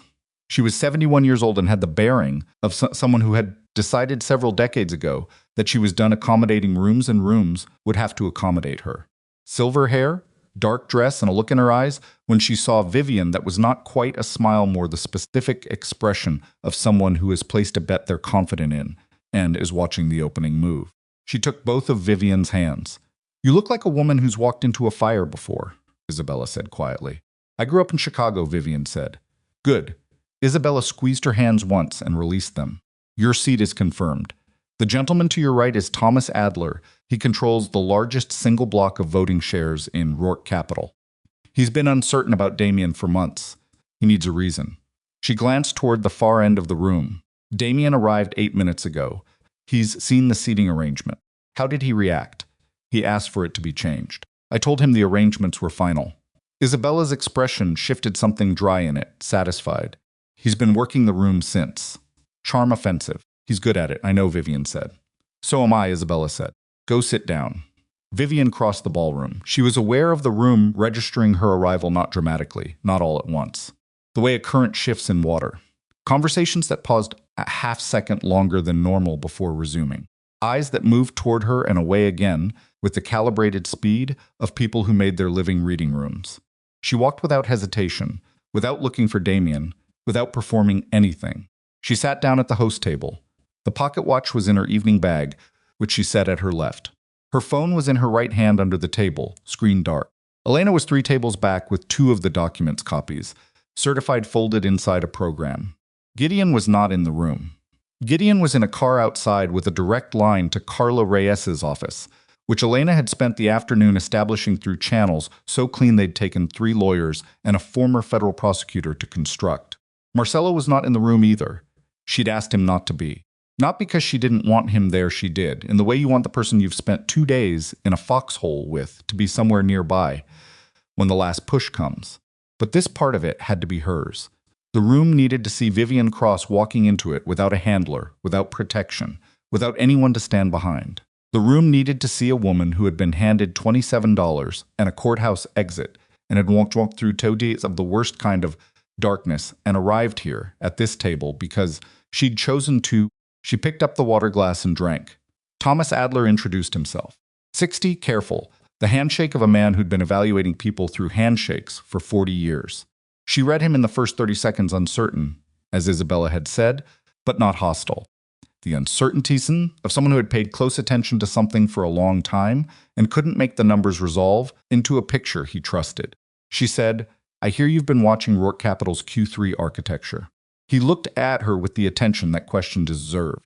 "You've been away from the company for 4 months, but I built the Q3 framework in year 7. She set down the glass. "The numbers look right at the surface. They always do. The question is the third revenue column, licensing fees from the Vantage portfolio." His eyes shifted. Just slightly. "What about it?" "The fee structure is based on an IP agreement that may not be legally Damien's to license." She held his gaze. "I'd like to explain that to you before the evening gets further along, if you're open to it." He was quiet for a moment. "Then, I'm open to it." That was when Damien arrived at the table. She felt him before she saw him, the specific disturbance in the room's atmosphere that powerful, frightened men create when they're still performing composure. He was in a dark suit, no tie. The particular studied casualness of a man who wanted the room since he was someone's too confident to be formal. He had a woman on his arm, young, dark-haired, wearing a diamond necklace that Vivian recognized because she had worn it to this exact gala 3 years ago. He stopped when he saw Vivian. A full stop, not a pause. A stop. The woman on his arm felt it and looked up at him and then at Vivian and did the arithmetic instantly the way women do. Damien's face moved through 3 expressions in approximately 1 second. Vivian watched them go, surprise, calculation, and then the performance of neither settling into the version of himself he'd spent 20 years building, the one that the room was supposed to believe was the real one. He said Vivian. She said Damien. He looked at the seat she was in, at the table, at Isabella Vance, who had appeared from somewhere and was now standing 3 feet away with a glass of wine, and an expression of complete neutrality. He said, I wasn't aware you'd been invited." "Isabella was kind enough to include me," Vivian said. He looked at Isabella. Isabella looked back at him with the calm of someone who held the deed to the room they were standing in. Damien said, "I'd like a word with you privately." Vivian said, "I'm in the middle of a conversation." Thomas Adler, to his credit, did not look away. He sat with his water glass and watched Damien with the attention of a man who has just been given the data point he didn't know he was missing. Damien said, "Vivian, sit down or don't," she said, "but I'm not going anywhere." He stood there for three more seconds. She counted them. Then he pulled out the chair across from her and sat down, because what else was he going to do? The whole table was exactly the audience he couldn't afford to alienate. The woman with the necklace sat beside him stiffly, in the particular silence of someone who understands they've been placed on the wrong side of something important. The soup course arrived. Nobody touched it. Damien said in a low voice, leaning slightly forward, "Whatever you think you're doing." "Eating dinner," Vivian said. Normal volume. Not loud but not reduced for his comfort. "Don't." His jaw was tight. "You don't know what you're walking into." "I know exactly what I'm walking into," she said. "That's the difference between tonight and every other night I've sat across from you." Thomas Adler put down his spoon. Damien looked at him, then back at Vivian. The calculation was running, she could see it, the rapid of exposure and damage, and what could still be contained. He was good at this. She'd always known he was good at this. But being good at something when you had time and privacy and controlled conditions was different from being good at it when the conditions had been taken away from you. She said the Vantage portfolio licensing fees. The Q3 numbers. Thomas has some questions. Damien said, "This is not the place." "This is exactly the place," she said. "You built your credibility in rooms like this one. I watched you do it. You understand better than anyone that what gets said at a table like this travels farther than anything that gets said in a courtroom. His eyes went flat. She'd seen that before. The flatness. It had used to make her careful. It didn't do that now. She said, the IP agreement that underpins the Vantage licensing structure is based on an ownership arrangement that was altered. The original document gives a 40% stake in that asset class to my father's estate, which means to me. She kept her voice even conversational. I have the original. Verified by document forensics. Dated, witnessed, notarized. Damien said very quietly, you need to stop talking. The licensing revenue for the past 6 years has been generated from an asset you didn't fully own. The investors in this room who've made returns based on that revenue have been participating in a structure built on falsified documentation. She reached into her evening bag and removed a single folded page 1 of Elena's certified copies. She set it on the table face down. That's a copy of the original agreement. The discrepancies between it and the version in Rourke Capital's legal archive are significant enough that any forensic document examiner in the country would reach the same conclusion. Thomas Adler reached for the paper. Damien's hand came down on the table, not on the paper, but close. Hard enough that the water glasses shifted. Everyone at the table went still. The woman beside him, her name was Maya. Vivian would learn later pulled back an inch. Just an inch. But she did it. Damien said, those documents are fabricated. She's a disgruntled former wife, Vivian said. Yes. You'll say that. It's the right move tactically. She looked at Thomas Adler, which is why there are 2 independent sources for everything I'm telling you. Neither of them connected to me personally. One of them a former business associate of my father's who has been in possession of the original evidence for 6 years. She paused. And one of them currently in communication with the assistant director of the Financial Crimes Division. Damien went very still. Not the performing composure still. The real kind. The kind that happens when a person's body understands before their mind does that the ground has shifted. She said Warren Holt. Just the name, nothing else. Damien's face did something she'd never seen it do. A fracture not visible to everyone. Probably, but she was close enough, and she knew his face well enough, and she saw it. He said, I don't know who. 9 years, she said. The correspondence is dated, specific, and named. Both copies, the one Sienna took from your office, and the one my father left behind, identify him by name and title and describe the arrangement in detail. The table was completely silent. 3 feet away, Isabella Vance had not moved. She had a glass of wine and she was watching Damien with the expression of someone who had waited a very long time to see something, and was finally seeing it. Damien pushed back his chair. He stood up. Vivian stood up too. This part she hadn't planned. She'd planned the table, the documents, the conversation. She hadn't planned what happened in her chest when she stood up across from this man and looked at him directly, the 11 years of it, the careful construction of it, the cost of it. She was only beginning to understand. She said, you made one mistake, Damien. He was already turning away. You thought destroying my life meant destroying me. He stopped. He turned back. And for just a moment, 2 seconds, maybe 3, the performance came all the way down. The calculating, composed, carefully constructed version of Damien Rourke was gone, and what was underneath it was something smaller and much more frightened, and she thought, there you are. That's what was always under there. That's what you spent 20 years making sure nobody saw. Then it was gone again. He walked away from the table. She let him go, because the table wasn't the end game. It never had been. She turned to Thomas Adler and said, I'm going to need 5 minutes at the podium. He looked at her for a long moment. Then he looked at Isabella. Isabella, said Thomas. He stood up and walked toward the stage. The room took 4 minutes to quiet down enough. Not silence. Rooms like this never went fully silent. There was always the undercurrent, the murmur of 300 people processing what they'd just witnessed and deciding what it meant. But quiet enough. The string quartet had stopped. The waitstaff had gone still at the edges. Vivian walked onto the stage. The podium microphone was live. She tapped it once, and the sound cut through the room, and the last conversations dropped away.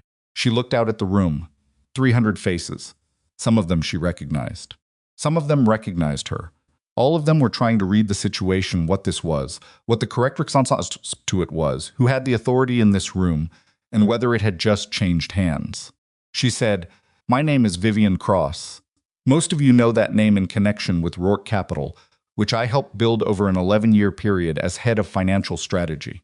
Some of you have heard other things about me in the past several months.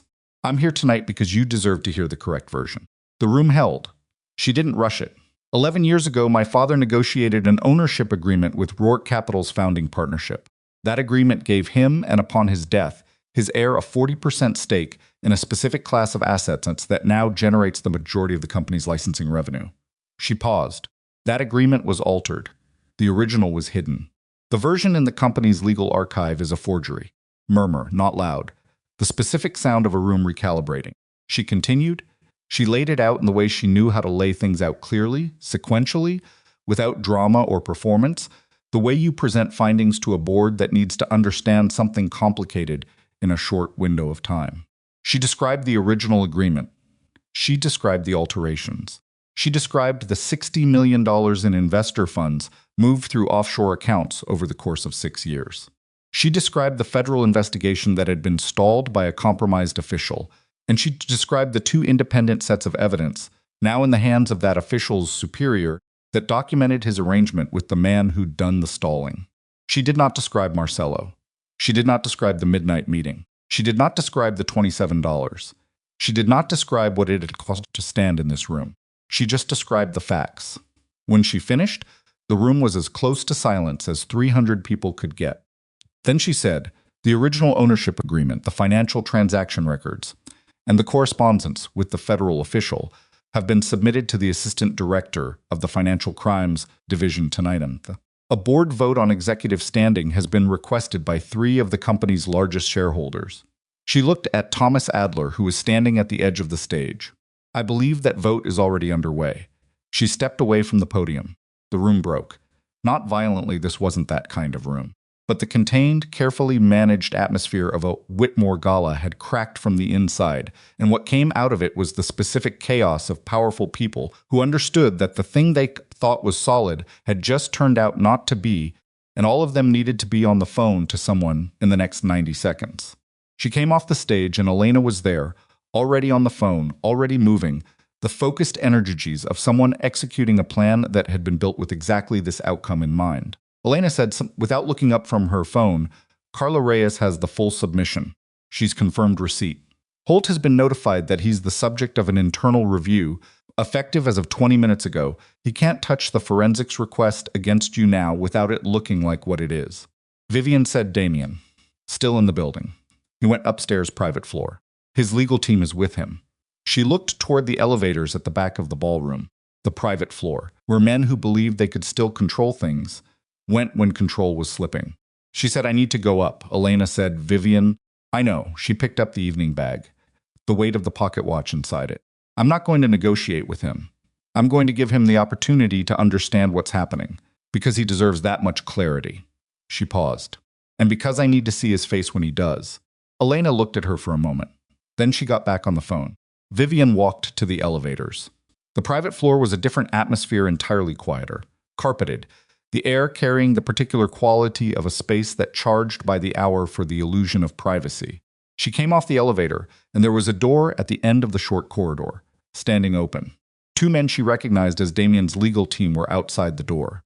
They looked at her. Neither of them moved to stop her. She walked past them. Damien was standing at the window. Chicago below him, all lit up. The way the city always was enormous and indifferent, keeping its own counsel. He didn't turn when she came in. He said, How long have you had the watch? Since midnight. And Gideon. He's been holding it for 6 years. Damien said nothing for a moment. His hands were at his sides. She noticed they were completely steady, and for a second she thought, even now, even at the bottom of it, even with everything broken around him, this man's hands didn't shake. She almost admired it. The almost was the important part. He said, the board vote. We'll go the way it goes. I have 23 years in that company. My father built the foundation of it, she said.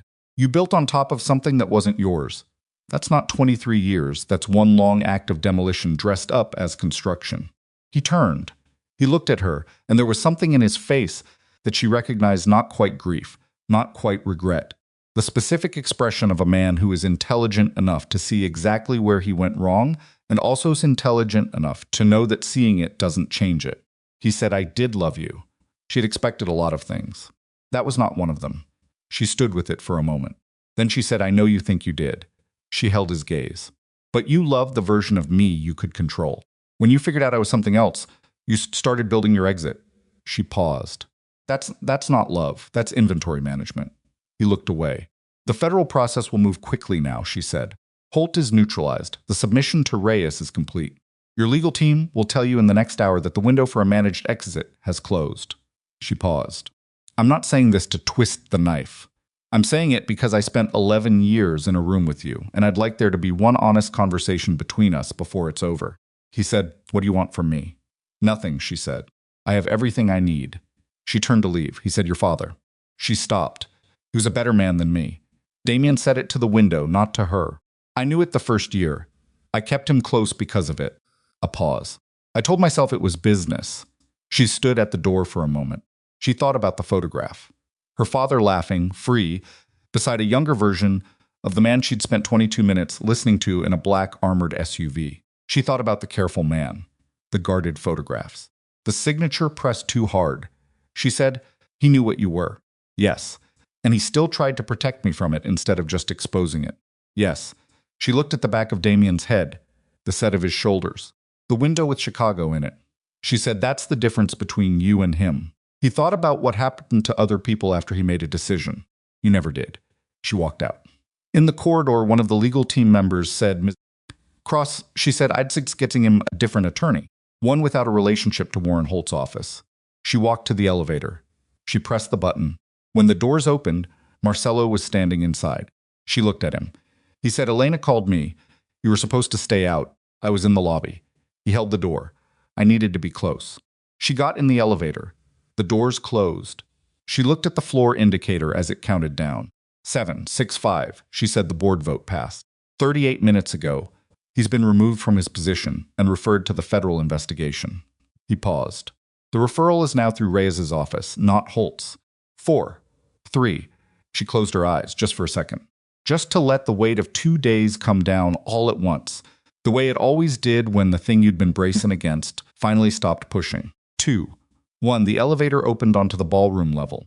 The noise hit her first voices, movement, the specific controlled chaos of a room that has just witnessed something significant and is still processing it. Through the crowd, she could see Isabella Vance at the center of a cluster of board members, talking with the measured authority of someone who had spent decades knowing exactly what to do when things broke.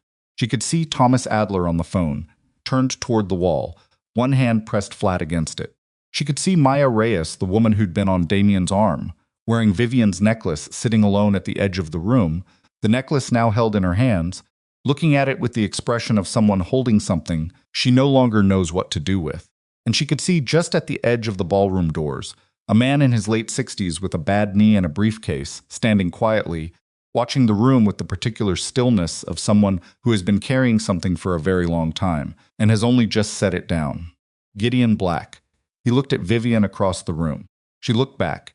He gave a nod, small, careful, the nod of a very cautious, honest man who has finally done the thing he spent 5 years being afraid to do. She nodded back. Marcelo was beside her. She said, Is it done? He said, The legal process is moving. Reyes is reviewing the full submission tonight. He paused. It's not over, but the part where he could stop it, that's done. She looked at the room, all these people, all this power, all this carefully cultivated credibility, all of it in the process of rearranging itself around a new set of facts. Her phone buzzed. Elena, Holt has been suspended pending internal review. Forensics request against you has been withdrawn. The hold on the ownership agreement application has been lifted. She read it twice. Then she put the phone in her bag beside the pocket watch. She thought about walking out of a courthouse that morning with $27 and no plan, and a black armored SUV at the curb, and a man with a photograph of her father laughing, and a question she hadn't known how to answer yet about who she was without the architecture that had been built around her for 11 years. She thought she was beginning to know. The ballroom doors were still open. Through them, Chicago cold, enormous, still going, the way it always did. She straightened.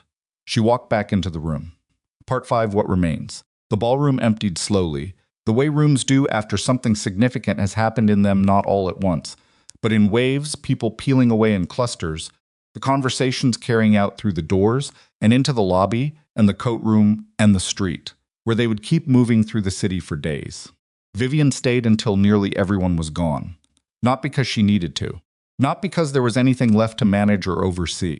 She stayed because she'd learned, somewhere in the past 48 hours, that the instinct to leave a room the moment the crisis resolved was the instinct of someone still running. She was done running. She stood near the back of the ballroom, with a glass of water she'd picked up from a passing tray, and she watched the room return to itself, waitstaff clearing tables, the string quartet packing instruments, the particular quiet that follows a gathering of powerful people once the power has shifted and everyone has gone home to adjust.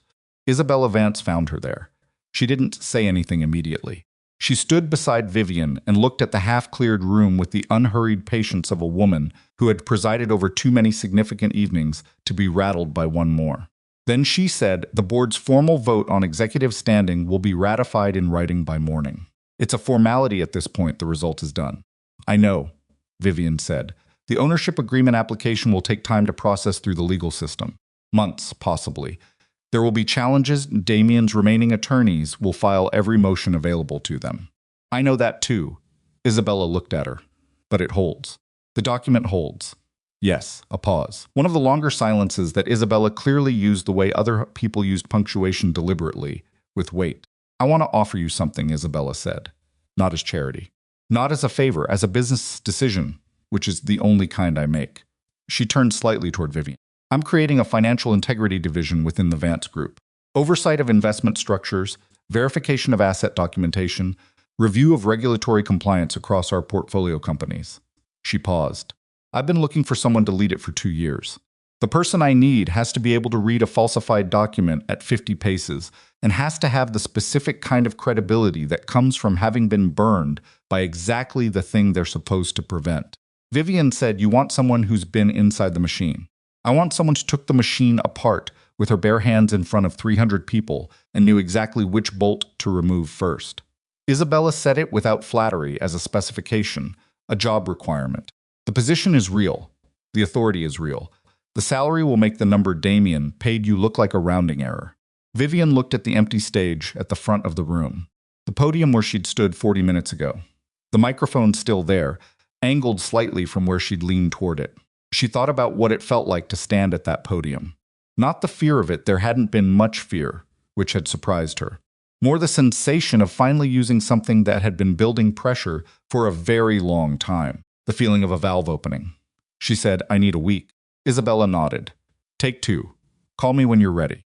She walked away. No ceremony, no further elaboration. The manner of someone who had made the offer they intended to make and trusted the others to know what to do with it. Vivian finished the water. She set the glass on the nearest table. She picked up her evening bag and felt the weight of the pocket watch inside it and walked out of the ballroom. Marcelo was in the lobby. He was sitting in one of the chairs near the far window, jacket open. The particular posture of a man who has stopped performing relaxation and is actually experiencing something close to it.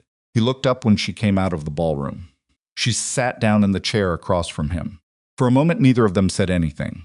The lobby was nearly empty, a couple near the elevator, a man in a coat waiting for someone near the door, the front desk staff moving through the quiet rituals of a hotel night shift. He said, "Isabella, yes."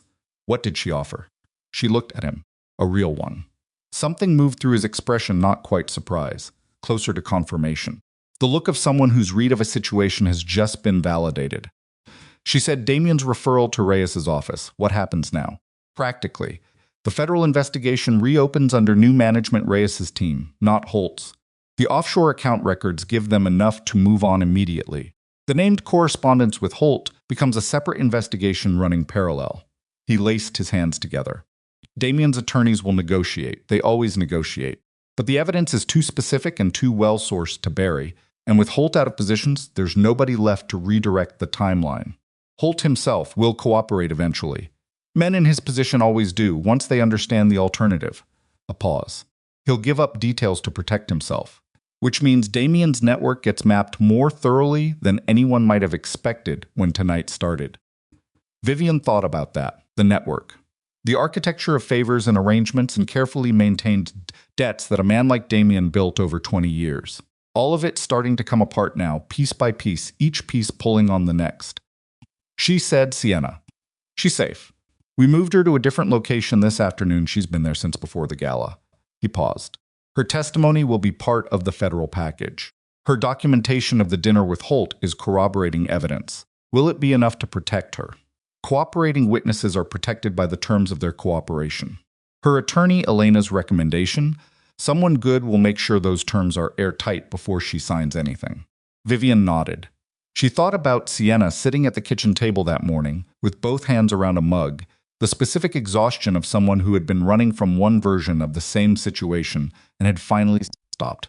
She thought about what she'd said to her, "I don't need you to be sorry. I need you to be useful." She hoped that it landed the right way.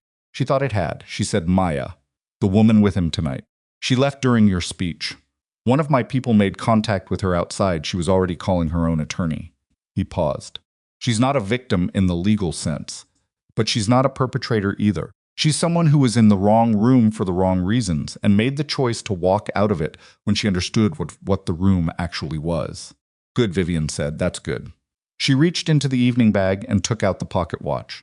She held it flat on her palm and looked at it under the lobby light.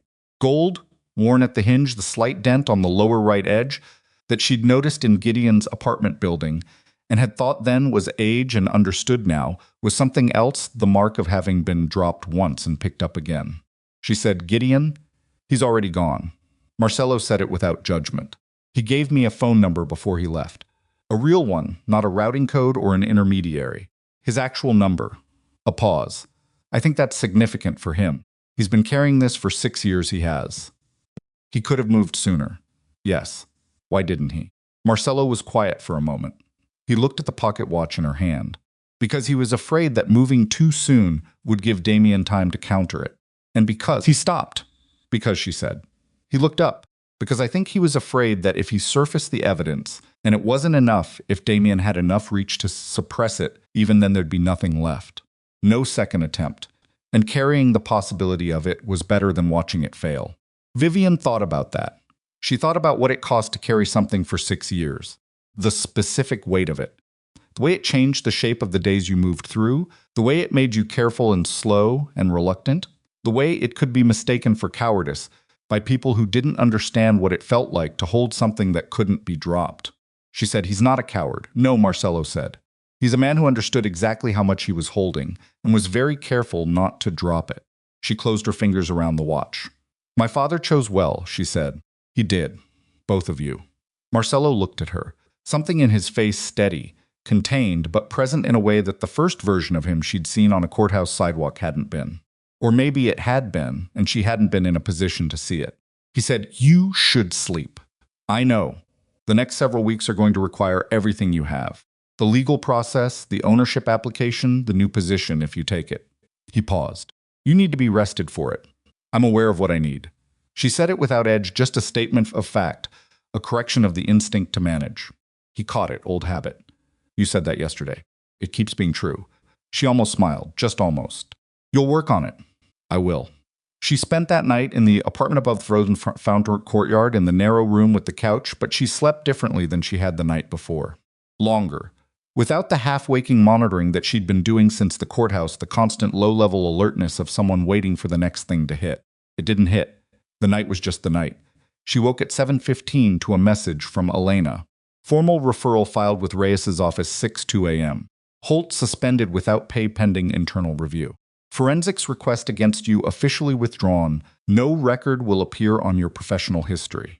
Ownership agreement application submitted to probate court first hearing in 6 weeks. Call me when you're up. She read it sitting on the edge of the couch in the gray morning light still in yesterday's clothes, the pocket watch on the cushion beside her. She called Elena. Elena answered on the second ring. "How are you?" Elena said, which was not the kind of question Elena usually led with. "Functional," Vivian said.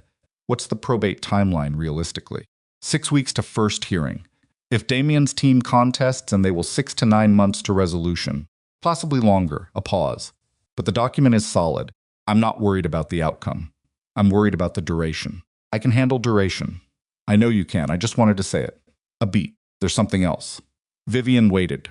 Damien's primary attorney, the lead of the 3-suit team from the courthouse, filed a withdrawal of representation last night. Effective immediately. Alina's voice was dry. When a lead attorney withdraws the night of a board removal, it tells you something about what his private assessment of the situation is. It tells you he knows which direction it's moving. It tells you he already has his own exposure concerns about how closely he was involved in the document alteration. Elena paused. Which is information. Vivian looked at the pocket watch.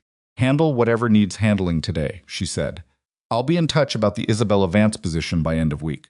Already drafted a conflict check memo, Elena said. Just in case. Vivian ended the call. She sat for a moment with the phone in her hand and the watch on the cushion and the gray morning coming through the window.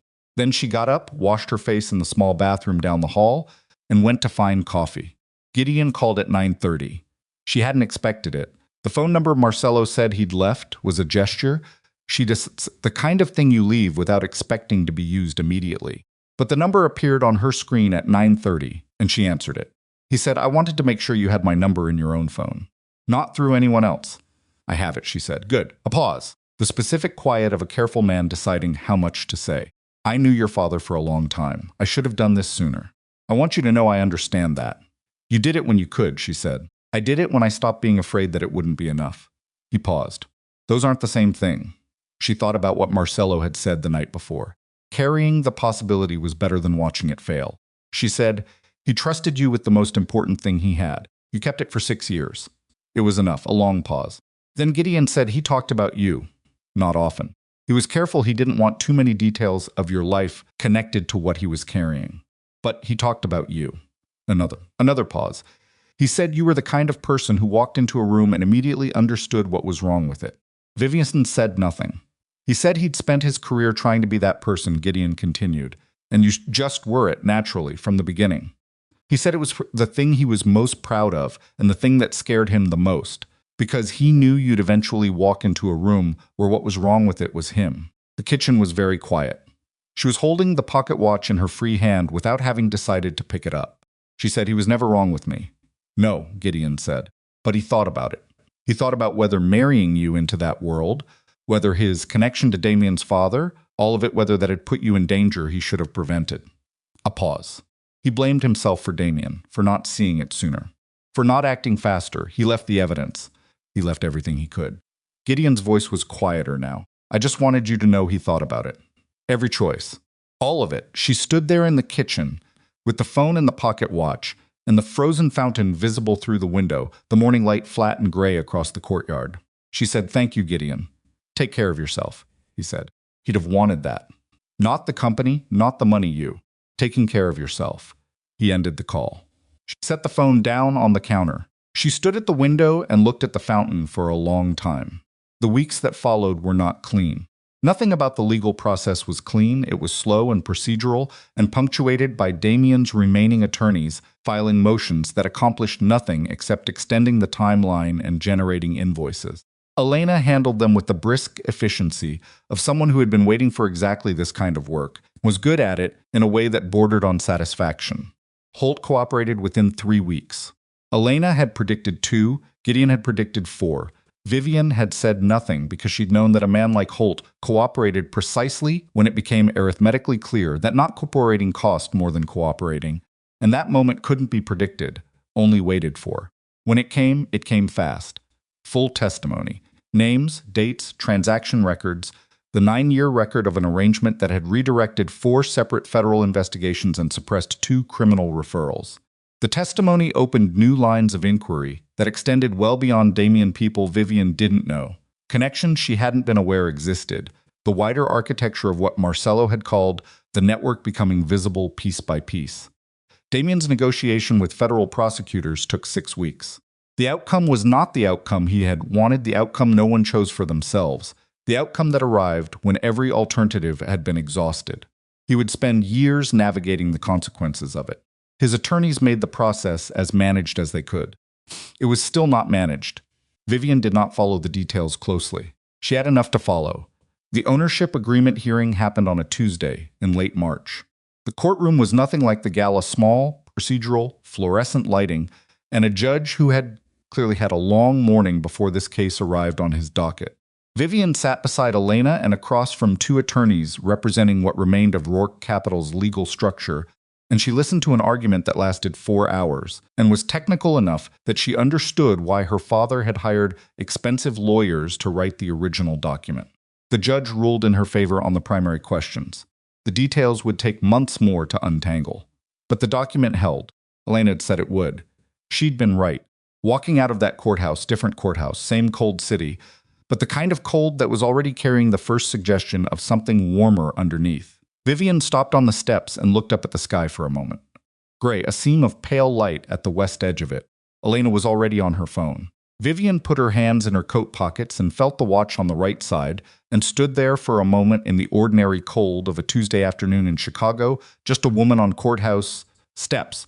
Nothing remarkable about it from these outside. Inside, something that had been compressed for a very long time was slowly, carefully releasing. She called Isabella Vance on a Wednesday. She took the position. The terms were what Isabella had said: they'd be real authority, real resources, the kind of structural independence that meant she answered to the board and not to any individual interest. The work was exactly what she was built for, walking into rooms and finding what was wrong with them, building systems that made the wrong things harder to hide, asking the questions that the people who'd built the architecture had hoped nobody would think to ask. She was good at it. She'd always known she was good at it. She just hadn't known until recently that she was allowed to use it entirely on her own terms. The office was in the Vance Group building, which had a view of Lake Michigan that she did not take for granted. On the first morning, she sat at her new desk and opened the top drawer, empty, clean, the particular blankness of a space, waiting to become something. She put the pocket watch in it. Not to keep it hidden, just to keep it close. She saw Marcello in April. Not by arrangement. She'd been walking back from a dinner with a colleague near the river and had turned a corner, and he was there, coming from the other direction, and they both stopped. He looked different outside the crisis, not less himself, more, maybe. The composure that had read as controlled in the middle of an emergency read as something quieter now. Something that had been there all along but been pressed flat by circumstances. She said, "How's the knee?" He looked at her. "Gideon's," she said. "I keep thinking about his knee, whether he went somewhere warm." Marcello said, "Florida. He called me last week. He sounds like a man who has put down something very heavy and is still adjusting to the absence of it." "I understand that. I imagine you do." They stood there on the sidewalk with the river a block away and the April air doing what April air in Chicago did, not quite cold, not quite committed to being otherwise, the particular indecisiveness of a season that hadn't made up its mind. She said, "I've been meaning to ask you something." He waited, "When you were looking for me, before the courthouse. When Damien had made me unreachable." She looked at him. "How long were you actually looking?" He was quiet for a moment. 4 months, he said. "You told me weeks. I told you it took longer than I'd like to admit." He held her gaze. 4 months is longer than I'd like to admit. She thought about 4 months. The specific duration of it. The fact that he'd been looking while she'd been sitting in the R-key folder, that running calculations, staring at ceilings, understanding slowly that the shape of her life was different from what she'd believed it was. She said, "Why did it take 4 months?" "Because Damien was careful," he said. "And because I was more careful than Damien." A pause. "I needed to know that when I found you, I had something to offer. Not just a photograph and a story. Something that could actually move things. You came on the right morning. I came on the morning I was certain." He paused. "I'm not sure that's the same as the right morning. I think about that." She looked at him. This man her father had trusted with debts and silences, and the weight of a promise that had taken years to keep. She thought about everything she knew about him, the specific and limited things that 2 days of crisis and subsequent weeks of careful distance had given her. She thought about the things she didn't know. She said, "I'd like to have dinner sometime." He said, "I'd like that. Not as a debrief. Not as anything connected to the past months. I understand the distinction." "Just dinner," she said. "Just dinner," he agreed. She looked at him for a moment. Then she nodded, small, simple, the nod of someone who has made a decision and is comfortable with it, and kept walking. She heard him walk in the other direction. She didn't look back. Not because she was performing anything. Not because she was making a point. Just because the city was in front of her, and the evening was still early, and she was walking somewhere specific to something she'd chosen, and that was enough. On a night in late April, she went to the rooftop of her building. She'd found it by accident in her first week there, a door at the end of the top floor corridor that opened onto a flat expanse of weathered concrete with a railing at the far edge and nothing above it but the sky. She went up around 9. The city below was doing what it always did, enormous and indifferent and ongoing, the lights of it carrying in every direction farther than she could see. The lake to the east was a darkness at the edge of the light, massive and patient, and not particularly interested in what happened on the shore. She had the pocket watch. She opened it. The micro drive was gone. It had been submitted months ago, COP 6 over, and held in 6 different secure locations, as thoroughly documented as anything she'd ever seen. The watch itself was empty now. She looked at the ghost of the watch face underneath. The outline of something removed to make room for something more important. She thought about what it meant to carry something for years, the way it changed the shape of you, the way you eventually stopped noticing the weight because the weight had become part of your posture. She thought about her father. She thought about the version of him she'd been given through photographs, through Marcello, through Gideon's voice on the phone in a quiet kitchen. The careful man who had pressed too hard with his pen and kept his daughter at a safe distance from everything dangerous, and had tried in the end to make sure she'd be all right. She wished she could tell him she was all right. She thought she would be. She closed the watch. The snow had stopped weeks ago. April had come and was making its indecisive progress toward something warmer. Below, the city ran its particular course, the lights, the movement, the aggregate noise of several million people going about the business of their lives, each one of which felt, to them, as large and important as hers felt to her. She stood at the railing and held the watch and looked at Chicago and felt the specific quality of a moment in which you understand that the worst part is behind you, not because everything is resolved, because it wasn't. It was not completely, because you are no longer the person who would have collapsed under it. She was something else now. She wasn't sure she had a clean word for it yet. She thought she'd find one. She put the watch in her coat pocket and kept her hand around it and stood there for a while longer, breathing the April air, letting the city be the city beneath her, neither afraid of what came next, nor in a hurry to get to it. Just present. Just here. Just Vivian Cross, standing on a rooftop in Chicago, with her father's watch in her hand and her own name restored, and a life that belonged entirely to her now, in a way it never had before, and never would have if none of this had happened. She didn't know what to call that. She thought it might be something like free. The city held its noise around her. She stood in it. Vivian stayed on the rooftop until the cold worked its way through her coat.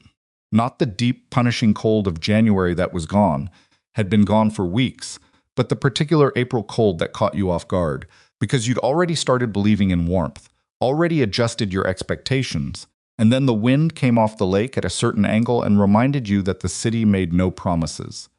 She didn't mind it. She'd stood in worse. She went back inside and made coffee in the small kitchen of her apartment. Her apartment, not borrowed, not arranged by someone else, not a safe house or a temporary location. She'd signed the lease herself, with her own name on her own line, on a morning 3 weeks after the gala when she'd walked into a building near the river and looked at an empty space with good light and thought, this one. No calculation, no second guessing, just this one. She sat at the kitchen table with the coffee and the pocket watch and a yellow legal pad the habit had stuck, apparently.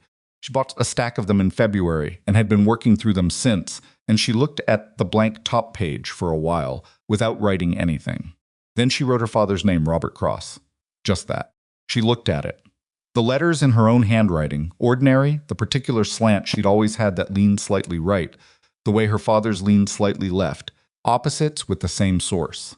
She'd been thinking about him differently lately.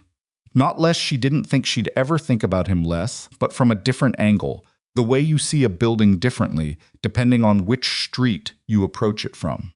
She'd spent most of her adult life looking at him from the angle of the careful man, the guarded man, the father who kept his daughter safe by keeping her at a careful distance from anything that might hurt her. She understood now that the distance had cost him, that choosing protection over presence was a trade that felt clean when you made it and accrued interest over time. That her father had carried the debt of it had known, she believed in the last years of his life, that the careful distance hadn't fully protected her after all, that Damien had been right there inside the careful distance the whole time, and that the most dangerous things often were. She didn't blame him for it. She'd spent a few weeks in January doing something close to blaming him, not the hot version of blame, more the cold, methodical kind where you trace decisions backward, through time looking for the point where things could have gone differently. The point where he could have told her. The point where the truth, stated plainly between a father and a daughter over dinner or over the phone on a Tuesday, might have changed the shape of everything that followed. She'd found several such points. Then she'd decided to stop looking. Because the points existed, yes, and he had not taken them. And she was done making herself smaller, to accommodate the choices of people who were no longer present to account for them. Done with it for Damien. Done with it for the version of her father that might have done differently. What she had was what he'd actually done. The careful work of it. The lawyers, the documents, the drive and the watch, Gideon Black, and a promise kept across years. It was enough. She wrote under his name. He thought about what happened to other people after he made a decision. She looked at that for a while. Then she closed the legal pad and finished the coffee and went to bed. Elena called on a Thursday in early May with the secondary ruling from the probate court. The full ownership application had been granted. All of it.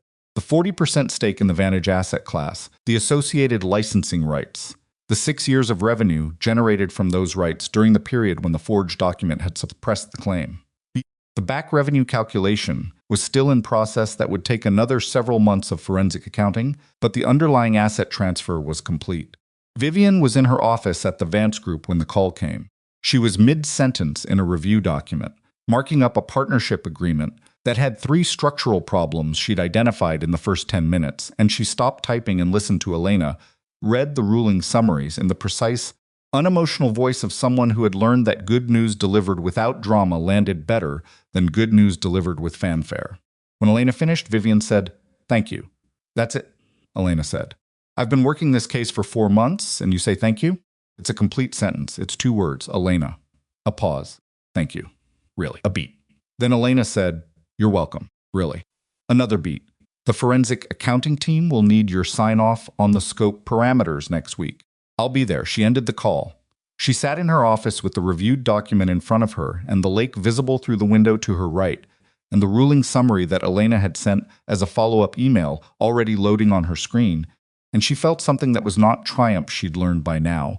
What triumph felt like, and this wasn't it. Triumph had an edge to it, a heat. This was something quieter. Completion, maybe. The sensation of a long piece of work arriving at its final line. She forwarded Elena's email to a single contact, Gideon Black, at the Florida number. She wrote 2 lines beneath it. It held. All of it. He was right about you. She sent it and went back to the partnership agreement and its 3 structural problems, which were easier than the ones she'd been solving for the past several months, and which she finished reviewing by noon. Gideon replied 4 days later. He was not, it turned out, a fast responder to emails. She'd gathered that about him. He moved carefully through everything, including digital communication, with the particular deliberateness of a man for whom the speed of a response had occasionally been the difference between safety and otherwise. His reply was 3 sentences. "Your father used to say that the best protection you could give a person was the tools to protect themselves. I think he'd say you proved him right. Take good care of that watch." She read it at her desk and then got up and went to the top drawer and took out the pocket watch and turned it over in her hands. The worn gold, the dent at the lower right edge, the hinge that had loosened slightly over years of opening and closing. She'd had it cleaned by a watchmaker in March. Not restored, she hadn't wanted to remove the wear from it, the evidence of carrying. Just cleaned. The mechanism serviced. The hinge tightened so it would last. The watchmaker had asked if she wanted the interior compartment removed and the original watch face reinstalled. She'd said no. She'd said she wanted to keep it exactly as it was.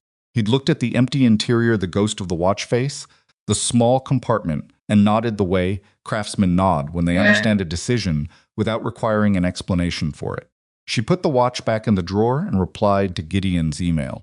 "I will." In June, she had dinner with Marcello. Not the first one. There had been a first one in early May, at a restaurant near the river, and it had been exactly what she'd asked for. Not a debrief, not a processing session. Just dinner, with a man she knew in specific and important ways, and didn't know in 100 ordinary ones. And the process of beginning to know those ordinary things, which was its own particular kind of work. He was different across a dinner table than he was across a crisis. She'd known this would be true. You couldn't read someone accurately through an emergency. You got only the emergency version of them. But it was interesting to see how it manifested. Less contained somehow. Still precise in the way he said things. Still economical with words. But the economy felt different when it wasn't in service of a situation. Felt more like personality than strategy. He asked about the Vance Group work. She told him about it, the partnership agreement and its 3 problems. A larger audit she'd begun of a portfolio company in the insurance sector that was going to yield. She was fairly certain. Several more. The specific satisfaction of finding a buried thing and bringing it into the light where it could be addressed. He listened the way he'd listened to her in the kitchen over a legal pad at 3 in the morning. Like what she was saying mattered. Not performed attention. She'd had 11 years of performed attention. She knew what it felt like. Real attention, the kind that registered the specific thing you said, and not just the category of thing. She asked about his work. He told her.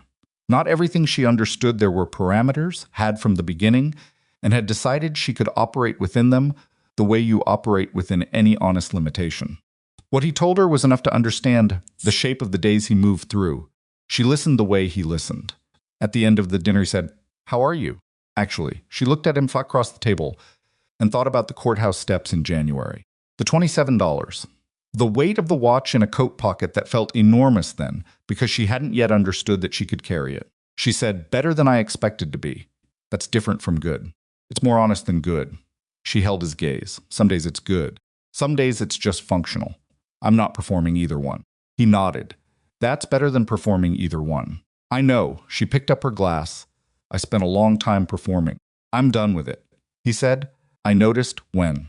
The courthouse steps, he said simply without elaboration. The way you asked me what I was. Not who.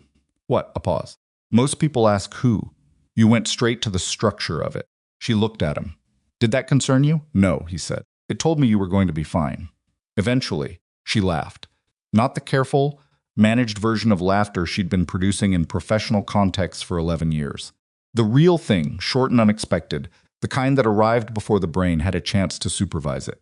He looked at her with something that wasn't quite a smile, more the expression of a man who has witnessed something he didn't expect and is quietly glad about it. The dinner ended well. They walked out onto the street, and the June air was finally doing what it should warm. Actually warm. The lake smell in it, and the city at its best volume.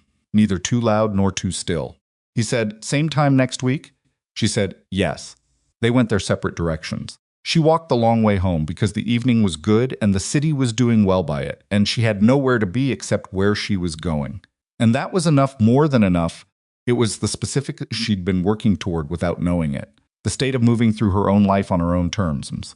Unhurried, unafraid, in possession of her own name and her own judgment, and the particular knowledge of someone who has been tested by something real and come through it still standing. She got home and made tea and sat at the kitchen table and wrote nothing on the legal pad. Just sat. Just the city outside and the quiet apartment, and the tea going from hot to warm to something she'd have to reheat if she wanted it, which she didn't particularly, so she left it. The pocket watch was in the drawer in the office down the hall. Her father's name was on the top page of the legal pad, written in early April, the first thing she'd put on the page.